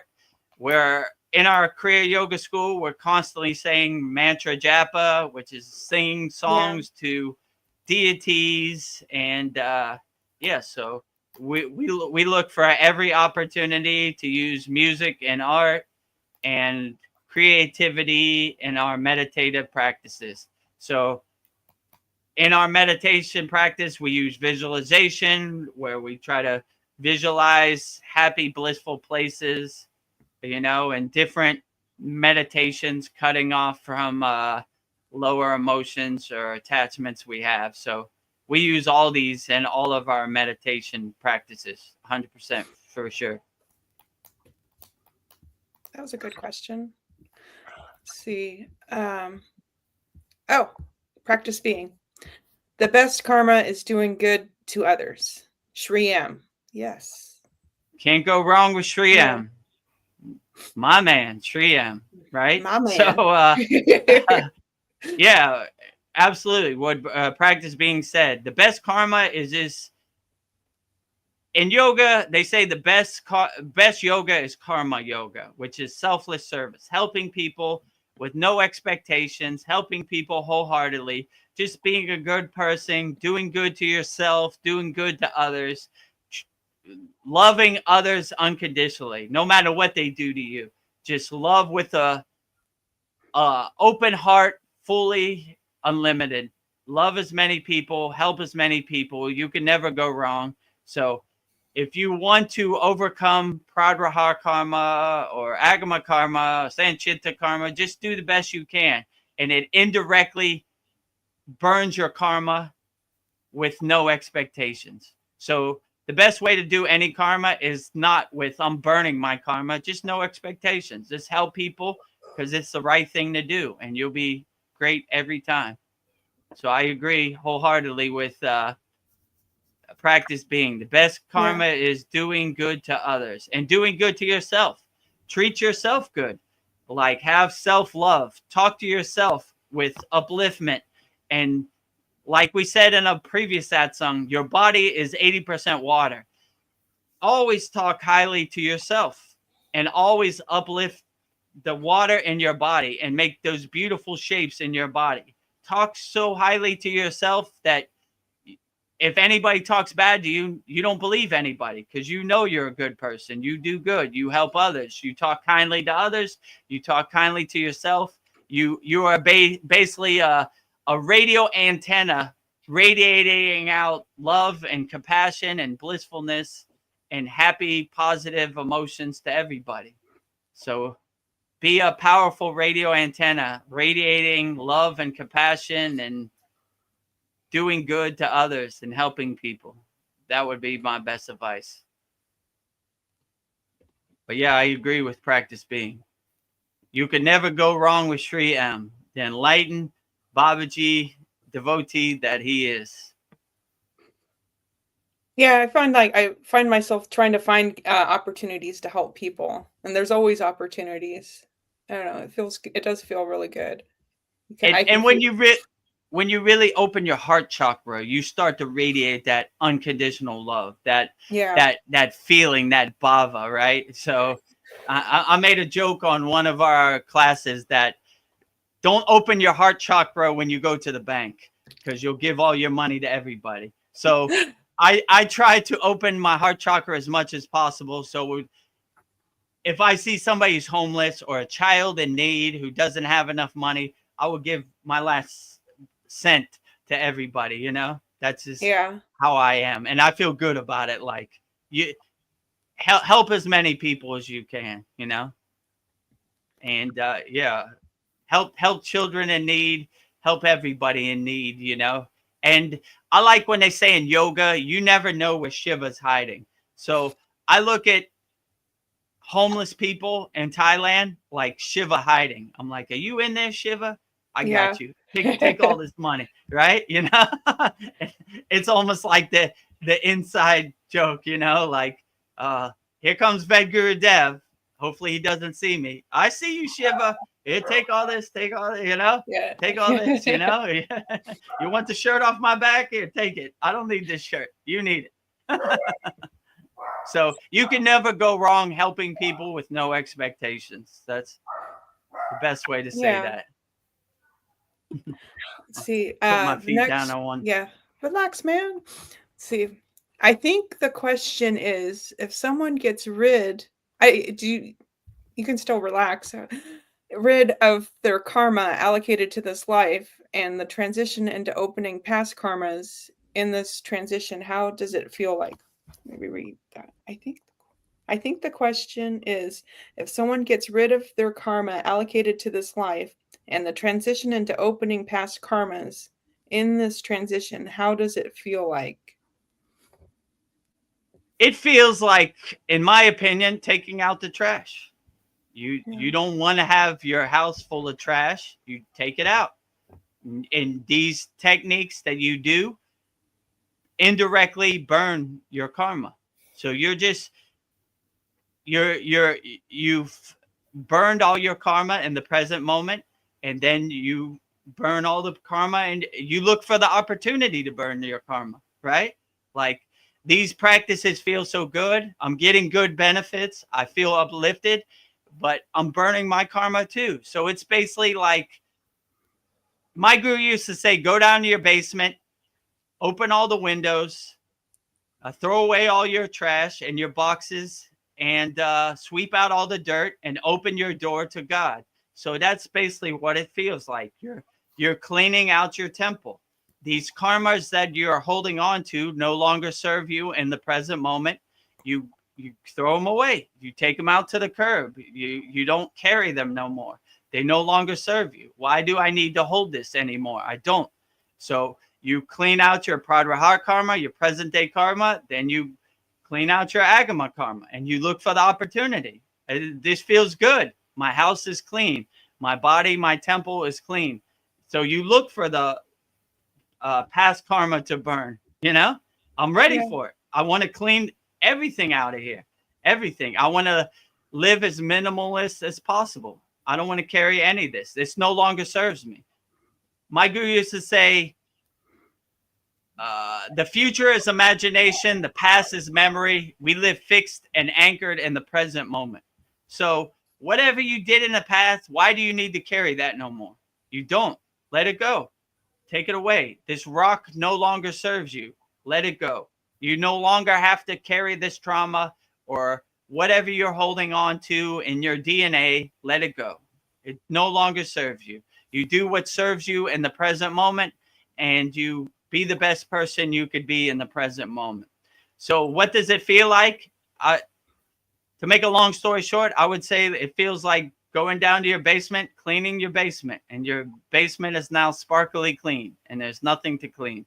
It feels like taking the trash out of your house and putting it in a trash can on the curb, you know? So realize, have the mindset that this no longer serves you in the present moment. Whatever you did in the past, who cares? It's water under the bridge. It's gone. You can't go back and fix it. No need to hold it no more. It no longer serves you. In our school, we have many techniques where we burn all of our members' problems. Every full moon and new moon, we have a yagna. Our members send in their questions and we burn them up. Watch them go up in smoke. They no longer serve you. Wave bye-bye to all your past karma. right out of Santa Claus list. I say it, I put it in the fire, swaha, I burned it up, it's gone. So that's a good visualization to see it no longer serves you. So whatever you're holding on to, realize it doesn't define you. It doesn't serve you anymore in the present moment, and just detach, let it go. And that's what it would feel like. It'll feel like a breath of fresh air. It'll feel like the sun rising or the sun setting. It'll feel like a smile on a baby's face because you realize this junk you've been carrying around no longer serves you in the present moment. So travel light, my friend. Namarith, right? Travel light, no baggage, right? When you take the defined flight, no baggage, just the clothes on your back. And if you're a gory, just a dhoti covering your private parts. Yeah. Traveling light. Traveling light as possible, just covering my privates from the elements,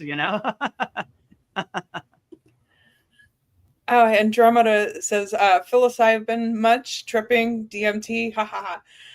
And then you asked Teeny Tapata, what animation? Is it Thundercats? Good. Yeah, you're right. Thundercats, right? Thundercats. Ho! I remember that. Yeah. Lion-O. Yeah, Thundercats. That reminds me. He-Man. Yes. I'm going to remember some more. Transformers. There's some more. Inspector Gadget. Inspector Gadget. Yeah, absolutely. Inspector Gadget. Yeah. Thundercats. That's a good one. Yeah. Let's see. And then Sandy says, that is so amazing, Veronica. Thank you, Sandy. I don't know. And class a while ago, Vedagurudev gave me Shaktipath in class. And then I had a dream that I had an art showing, and it was all the Kriya Yoga paintings. And Vedagurudev was next to me signing his book. So I'd like to think that Kriya Yoga chose me to do the artwork. Who knows? So here I am. I would say that's definitely true, right? Yeah. Vedagurudev has talents, but art is not one of them. And nor did I want that job. Babaji assigned that job to Veronica a long time ago. Yeah. So when I got that darshan and that inspiration, who should design the Kriya Yoga certificate? There was Babaji told me I already knew the answer, and that was for sure. So. Yeah, when you asked me to do the 3-month, I only had like 2 or 3 days. And I asked Babaji, all right, your child's asking you for help. I need help. And I felt like I was being channeled, like he was like telling me what to do. So yeah, I think that art is a creative outlet. So I don't know. And feel Veronica like is an excellent artist. As you can see, you probably see a little bit in the background. All right, there's all Veronica's art. All the certificate paintings. Yeah, there they are. Oh, let's see. Moving on. Sandy says, congrats, Paul, also. So. Thank you. And Tina Tapata, the Rasa dance. I don't know what that means. Not sure about that either. So, what'd you say? Rasa, right? Rasa is, how would I say? Rasa is like spiritual juice. It's almost like Amrita, right? So, maybe he has his own concoction of Rasa, spiritual juice.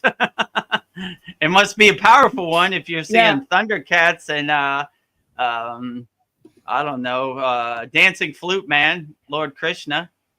It's like Tara and Buddha Frenching. Whoa. Like French kissing? What do you mean? Yeah, little too much information. It's getting a little sensual here,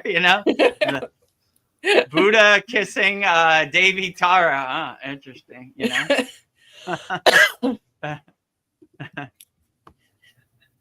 Sandy says, wonderful. Yes, music is a huge part of my practice. Yeah, absolutely. Sing from your heart as much as you can. Play as many musical instruments as you can. Yeah, that definitely creates a a conducive atmosphere to uplift the energy for sure. And then MB wants to know, do you use calendars or software with this that you use 30? You took it off the screen. Do you use calendars or software with Titius that you use? 30 to this is a lunar month. 15 is the waxing phase and 15 is the waning phase. I think today is the first quarter exactly. 9th day. I'm not sure. 8th, 9th day. I guess you're talking about our yagna, or how we do it.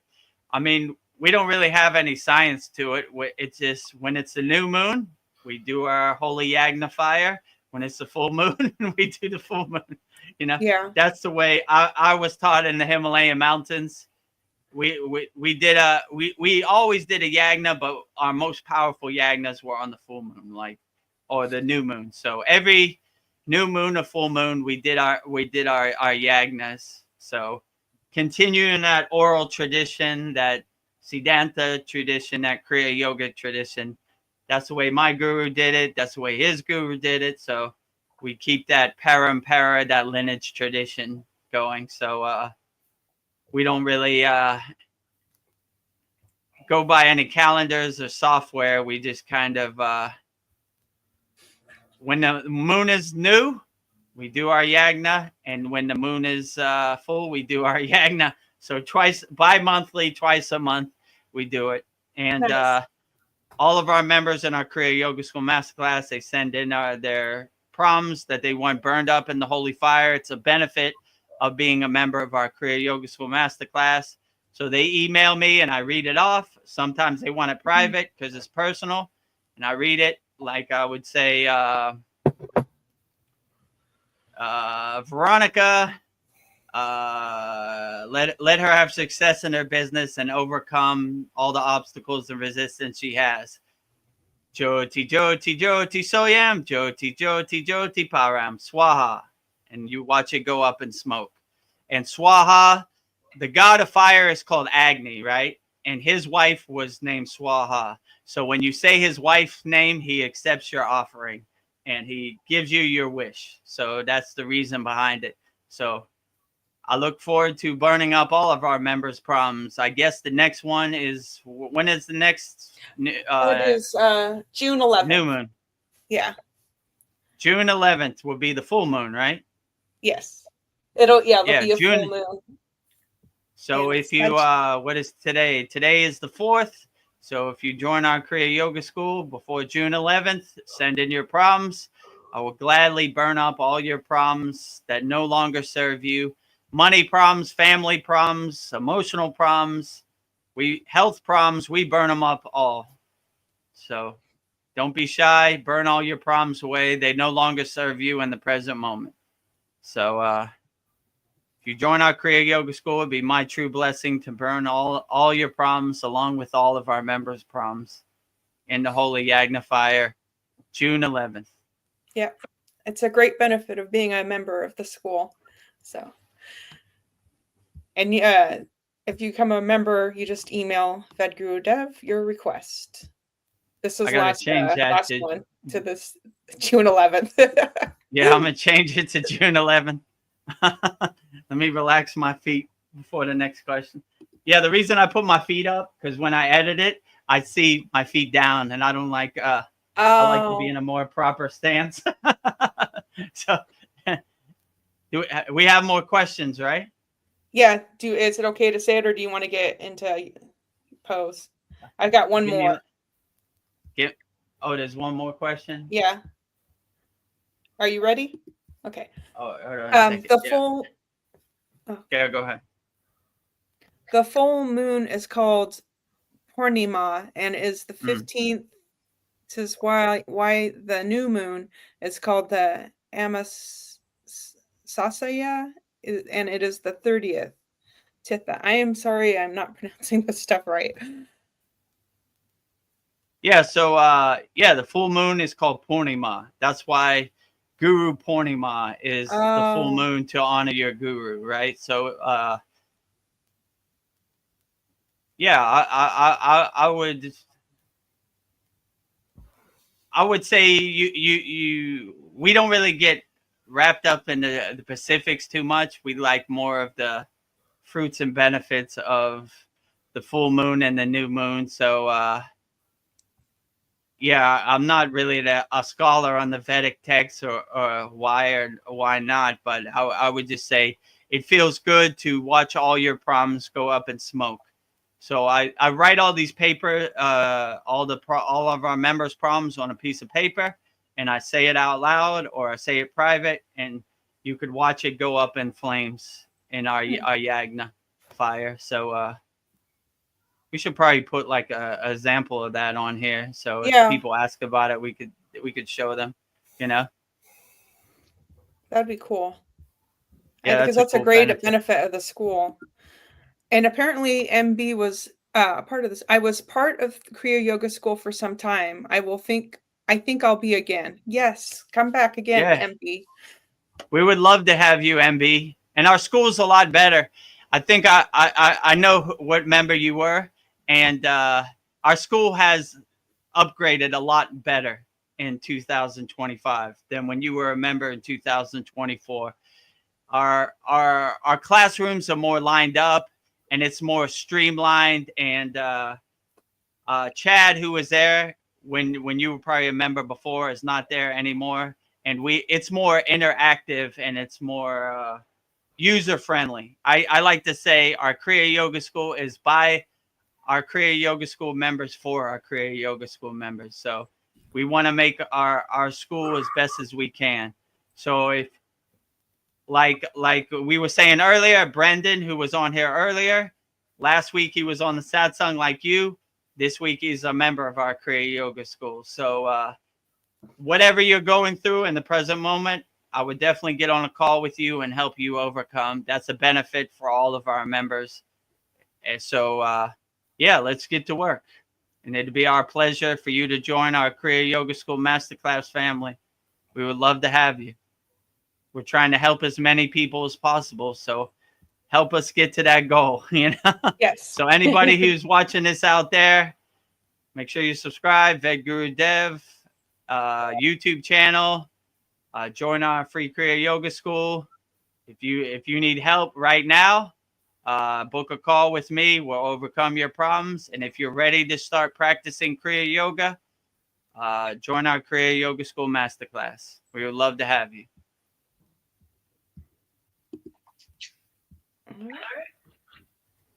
Yeah, and there it is. There it is. Discover the secrets of Kriya Yoga. 100% free.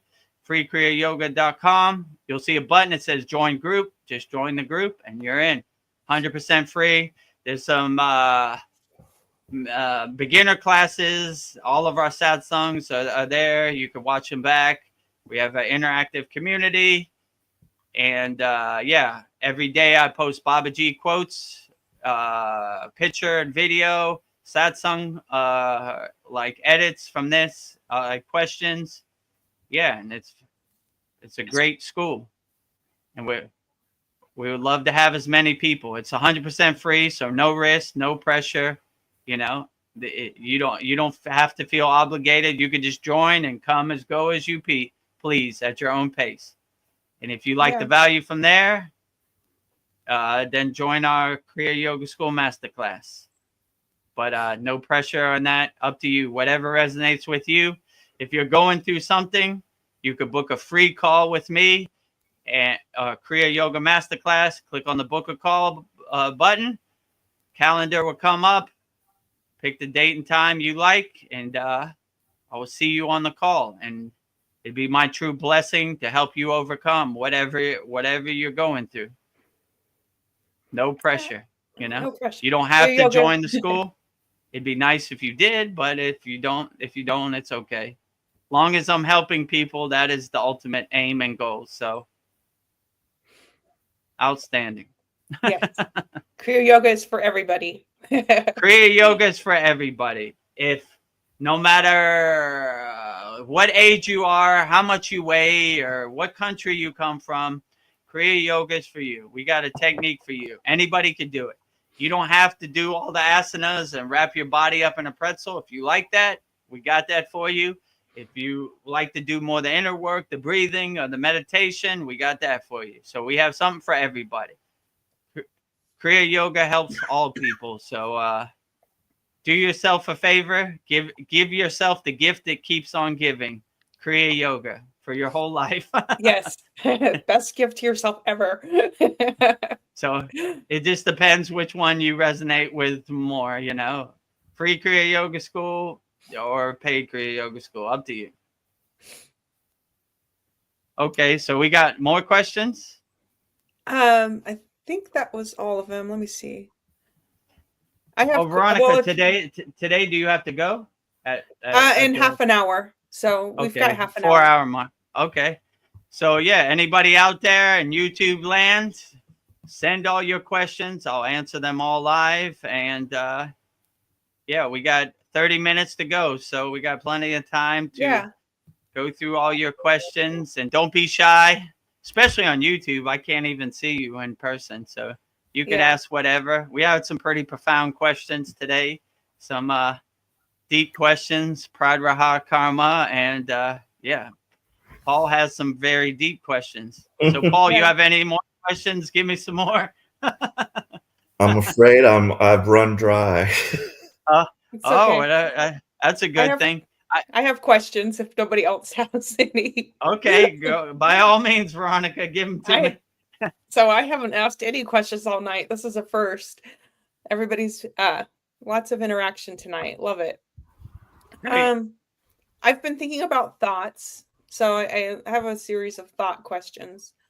Are thoughts part of the soul? Well, I would say what my guru said, and I just thought of this. So this is pretty profound. My guru would explain it like this. Thoughts are waves on the oceans, but your soul is the ocean. So your soul is unaffected by the waves on top of the ocean because it's underwater inside itself. So thoughts, a good way to think of your thoughts are like clouds passing in the sky, but you are the sky. So the sky is unaffected by the thoughts because the sky is everything, and these are just passing clouds. So it's the same way, like you are the ocean of being, but these waves on top of the ocean are just thoughts. But you're unaffected by the waves because you're underwater. Same way the sky is unaffected by the clouds. So I would say your soul is more everything, and these thoughts are just passing waves or passing clouds in the sky. And if you're not attached to it, it just passes you by. You're unaffected by it. Perfect. I don't know. And then I was also thinking like the space between my thoughts, like to quiet my mind. I try to stay in those spaces where there's no thoughts. That's become like a meditation. Like maybe that, I think that aligns with what you were saying. I try to stay in the pauses of my thoughts where I'm not thinking of anything. And it almost feels like to tack in my mind, just focusing on the pause between the thoughts, it's like I'm not really thinking of anything. I'm just trying to stay where it's quiet. So I feel like that's becoming like a new meditation for me, that I just kind of stay where it's like I'm not having any thoughts. So I don't know, maybe that's kind of like detach, release. I don't know. Does that sound, it kind of sounds like what your guru was saying. That's an excellent way to put it. Like if you could cultivate and enhance the pause in between your thoughts, you begin to extend that pause more. And that's how you become a more deeper meditation, that you begin to stretch out that emptiness in between your thoughts, right? So that's kind of the concept of Sudi, which, to give a basic description of the practice of Sudi, a thought comes into your head, detach, let go. So you're basically cleaning out all your thoughts, and it's basically the same thing. You're extending the space in between your thoughts, so until you don't have no thoughts. So basically that's what you're doing. You're cleansing out all your thoughts, and you're trying to make the space, the emptiness in between your thoughts longer. And that's when you have a profound meditation, because in the beginning you might have 2 seconds in between your thoughts, but the more you practice that detach and let go, the more you give that space. And the ultimate goal is to have no thoughts. And that's when you go into meditation and you have a profound meditation. So when you do this cleansing suddhi of your thoughts, you basically clear out all the trash or the distractions before you go into meditation, because you don't want those thoughts to come into meditation with you. So you're basically clearing it out. Like you're basically cleaning all the thoughts until your sky is this totally blue, no clouds, or your ocean has no waves. It's totally still. And that's when you go into meditation and you have a profound meditation, because you don't want the monkey mind or the mental clutter to follow you into your thoughts. That way it'd be too distracting when you try to focus on your meditation, like you're trying to stay empty. Because when the monkey mind has nothing to look at, it gets bored and leaves, So you want your monkey mind to leave. So you want to be alone in there with your with no thoughts. This a state of emptiness, like I like to say it's like having a meeting with God or having tea with God inside you, but there's nothing to look at. So that would be the ideal practice to make that space as long as possible, or infinite, no beginning and no end. There's no clouds in your space. There's no thoughts in your meditation, let's say, or like your sky is this pure blue with no clouds. The clouds would symbolize the thoughts, or your ocean is 100% still with no waves. The waves would symbolize thoughts. So that's pretty much the ultimate goal of every meditation, just to have that calm stillness where there's no distractions. So yeah, that would be the ideal situation to get to a place where you don't have any thoughts. So instead of in the beginning, you have to extend that space between thoughts, because it takes some practice to get to no thoughts, right? Like most people think they're not alive if they're not thinking or have thoughts, but it's the opposite. You're more alive when you have no thoughts. These thoughts are just distractions or meteorites hitting your atmosphere, and when you can detach from them and realize they don't serve you in your meditative practice, or they don't serve you at any time, like you begin to have the mindset like, why do I need to know what Kim Kardashian is wearing to the Grammys? It doesn't serve you. And once you become aware, you see that all the distractions you have in your daily life really don't matter. Like, how does that uplift me? Like, okay, the Golden State Warriors won the basketball game. How is that going to serve me today? I don't play on the team. It's whatever. It's just, it's almost like candy for your mind, And when you start detaching from the unnecessary candy in your mind, you start focusing more on the things that serve you in the present moment. So when you start stepping back from the TV and becoming the detached witness, you begin to see these thoughts like, why do I need to know that? Who cares? Yeah, like, garbage. What am I going to eat for dinner tonight? Dinner's far away. I'm meditating right there. Who cares? Detach, let go. Detach, let go. Detach, let go. Detach, let go. Detach, let go. And then you start to, that practice of suddhi becomes second nature, and you make it a practice of cleaning your house before you eat your dinner. When I say something like that, So you begin to get in the right mindset. Like, why do I need to know that right now? I don't. Get out of here. Detach, let go. Detach, let go. Detach, let go. And once you're empty and you have a clear blue sky with no clouds, or an ocean with no waves, then you have a really profound meditation. Yeah, I've been having this strange thought that I cannot share in the outside world because they'll think I'm insane, but I think I can share it here. And the thought is like, I don't exist. Maybe I Mm. exist, but I don't exist. I feel like on some, I don't know, I feel like I don't exist. So I don't know, do I sound insane? I'm like, Well, Veronica, you never sound insane because we have no judgment here at the yeah, Kriya Yoga School. So I you exist, could but I say don't exist. whatever. So I would first let go of that. Like Yeah, let go people of are gonna that. judge me, anything. Like it doesn't matter what other people think of your spiritual practice or what you think. It only matters what you think. So becoming one with everything and not existing, like I like to think of it, you merging with the divine light, you becoming one with the source. Your spark goes back into the sun, your drop of water goes back into the ocean, your grain of sand goes back onto the beach. You become one with everything.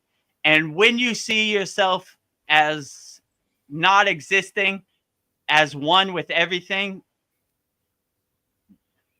I can't think of anything more beautiful. And then you become everything, and everything becomes you. So you achieve that state of divine oneness, which is like, I mean, I would say you're not existing, you're existing to the maximum. You're Oh, existing way more than possible, right? That is true existence, becoming one with everything. So you're not disappearing, you're appearing 100,000 times more. So you are not existing, you are existing everywhere and everything. So you it is the height of existing. You are feeling, you're beginning to feel everything. Like you feel the okay. tree outside and everything. So you are existence itself, for sure. Whoa. Okay. So that is a beautiful profound darshan to think about, for sure. Whoa. I think I gave MB something to think about. MB says I tried to meditate very late at night, if possible, like 3 a.m. I think the time is called Brahma Mahuta, Mahuta. Yeah, Brahma Mahuta. Yeah. and I use plugs, so it's very quiet. Yeah, this is very profound. So when we were in the Himalayan mountains, we practiced Brahma Mahuta. Some people do it at 3 a.m., some people do it at 4 a.m., but they say that's the highest vibration in the earth. So all yogis pretty much do their meditation practice at Brahma Mahuta, which is, some people say 3 a.m., some people say 4 a.m., whichever way works for you. So we definitely had a practice of, we did it at 4 a.m. We'd wake up at 3 a.m., get ready, walk down to the river or wherever we did our meditation and sit there at 4 a.m. And I can verify that it does have the most profound vibration, you know? I like it at 4 a.m. You know, Yeah. it's not for everybody, but if you could wake up at Brahma Mahuta at 4 a.m. and do your meditation, it should be very dynamic and profound, I would say. And I actually enjoy it. It's a good reminder for me to wake up more at 4 a.m. and do my practice, because I did have very profound. I got to a state where I would just indirectly wake up at 3 a.m. because I was so used to waking up. It was like second nature. I was like, oh yeah, Brahma Mahuta, you know. So that's the time. It's the time, and they definitely practice this in the Himalayan mountains. It's pitch black. There's nothing to see, but the vibrations are out of this world. So if you could wake up at 3 a.m., 4 a.m., Brahma Mahuta, that is definitely a higher vibration. It's a good time to receive this divine signal and transmute it and radiate it, for sure, I would say. And I've had profound benefits at Brahma Mahuta. And then the last part of question was, what exactly to do? I remembered you mentioned detach and let go.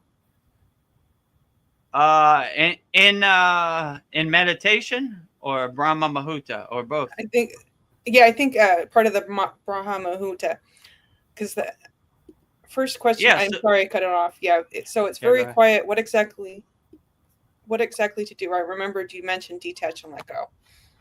Yeah, so in Brahma Muhurta, when you get into a heightened state of awareness and you're aligning yourself and you're connecting with the divine, with your inner divinity. I like to visualization like a pillar of light hitting my crown. You basically sunbathe in the grace of God. So what you said is true. You would want to detach and let go. So when you're in this profound state, you kind of amplify whatever you have. So if you have a bunch of monkey mind and a bunch of thoughts, then it would amplify that monkey mind and no thoughts. So you always want to clear yourself out with Sudi, which is basically detach, let go, detach, let go. None of this stuff is coming with me into Brahma Muhurta. So into my meditation. So once you're clear and there's no clouds in your sky, there's no waves in your ocean, then you would go into your meditation and you would just basically not think anything. You would just be sunbathing in the grace of God. That's the way I like to look at it. You would just basically be in a blissful, happy state, no thoughts, no nothing, and just meditating, enjoying the higher vibrations of Brahma Muhurta, and yeah, just be alone, by yourself in an empty, higher state. And if you do this practice, you could probably reach a state of samadhi, or because Brahma Muhurta, all the energy is aligned. You have no thoughts. You have no distractions. It basically pulls you into a higher state of samadhi. And I could tell you personally, Brahma Muhurta, I probably have my best states of samadhi. Everything, the pieces of the puzzle fit together perfectly. So if you do everything perfectly, there's a high chance you will have a highly enlightened meditative state. Yeah, I find that to like do that, I have to like turn off my judging, comparing mind, because it's easy to like remember things from the past. I have to like almost like I turn that off and be in the present moment. It doesn't matter what happened years ago. Just I'm here now. Just stop judging and comparing things. That the mind is tricky, or the ego, it like slips in there. I'm like, I don't know. Yeah, definitely. I would try to turn it off as much as possible. Yeah. Because you don't want it inside there with you dancing around, because you want like a blank, empty state where you can't see anything, like there's nothing to focus on. You're alone with yourself. You're inside you as you. So that way I wouldn't try to make sense of anything. I wouldn't try to think of anything. I would just be alone with yourself. I like to say having tea with God, or sunbathing in the grace of God. You come to such a relaxed, calm state that nothing matters. That's probably the best way I could say it. You don't care about time. You don't care about thoughts. You don't care about food. You don't care about water. You don't care about nothing. You're just empty, alone by yourself. Well, I gotta get going, but I don't know. The conversation's getting so good now. I don't want to go, but yeah, it was a pretty profound as well. It's So I getting guess late here. We'll wrap it up and put a bow on it. Sounds good. Okay, great. Yeah. Well, there's no more questions, and we can wrap it up, right? Oh, let me see. Was this a question? Okay, that was the last thing. Interesting. Thank you. MB says. Thank you. Thank you, MB. I look to seeing you in the Kriya Yoga School Masterclass again. And be outstanding. Let's fill up those Kriya Yoga cups. Let's help as many people as possible. Let's do it. Let's go. Let's do it. I'm ready. All right. Okay, well, let's wrap it up. As you see in the red right here, Vedagurudev, subscribe to my YouTube channel. We're getting close to 1,000 subscribers, but we need your help. So tell a friend, get as many people as you can to subscribe. If you are interested in Kriya Yoga and you want to discover the secrets of Kriya Yoga, 100% free, go to kriyayogashop.com, click on the join the group button, and we have some great classes in there, and we have great videos. Veronica and Cal and Paul, everybody posts very profound videos and quotes every day.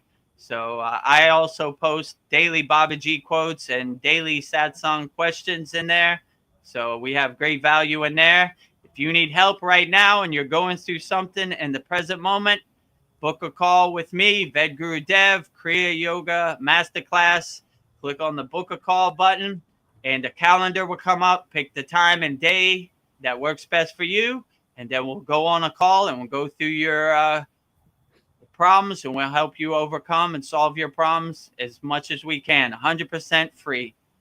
And if you're ready to start practicing Kriya Yoga, you're done talking about Kriya Yoga, you're done reading about Kriya Yoga, you're done hearing stories about Kriya Yoga, and you're ready to start practicing Kriya Yoga, join us at our Kriya Yoga School Masterclass, $50 a month, and we'll walk this journey together. All of our members who are on here today are members of our Kriya Yoga School, and they could testify to the benefits. And we hope to see you in there, and we'll walk this Kriya Yoga journey together. So there's 4 options for you.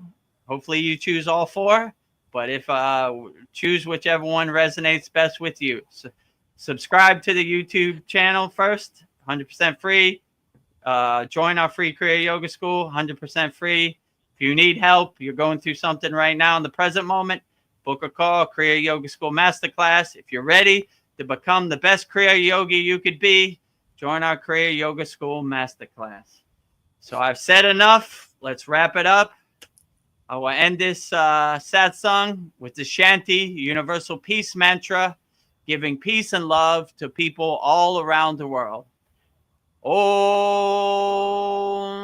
Shanti, Shanti, Shanti, Shalom. Sat Nam Sadhu Tao El Om Spirit, Swami Kami, Amen, Amen, Omen Selah Ho.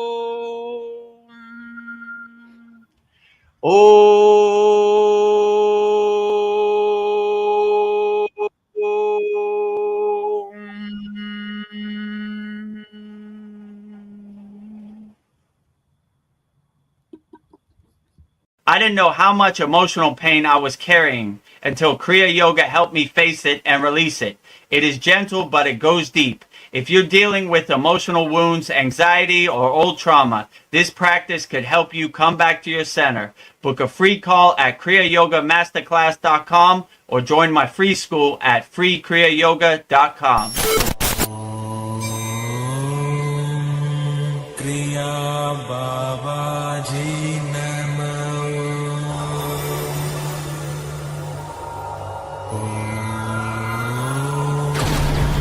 Kriya Babaji Namo.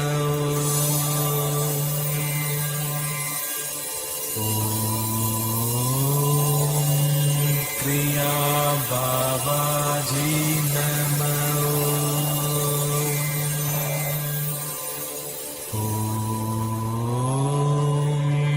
Kriya Babaji Namo.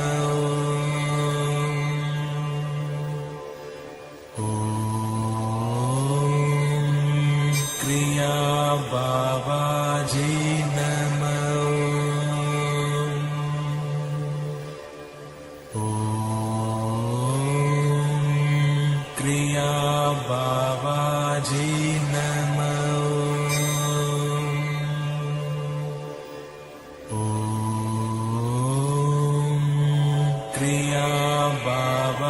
Babaji Namo.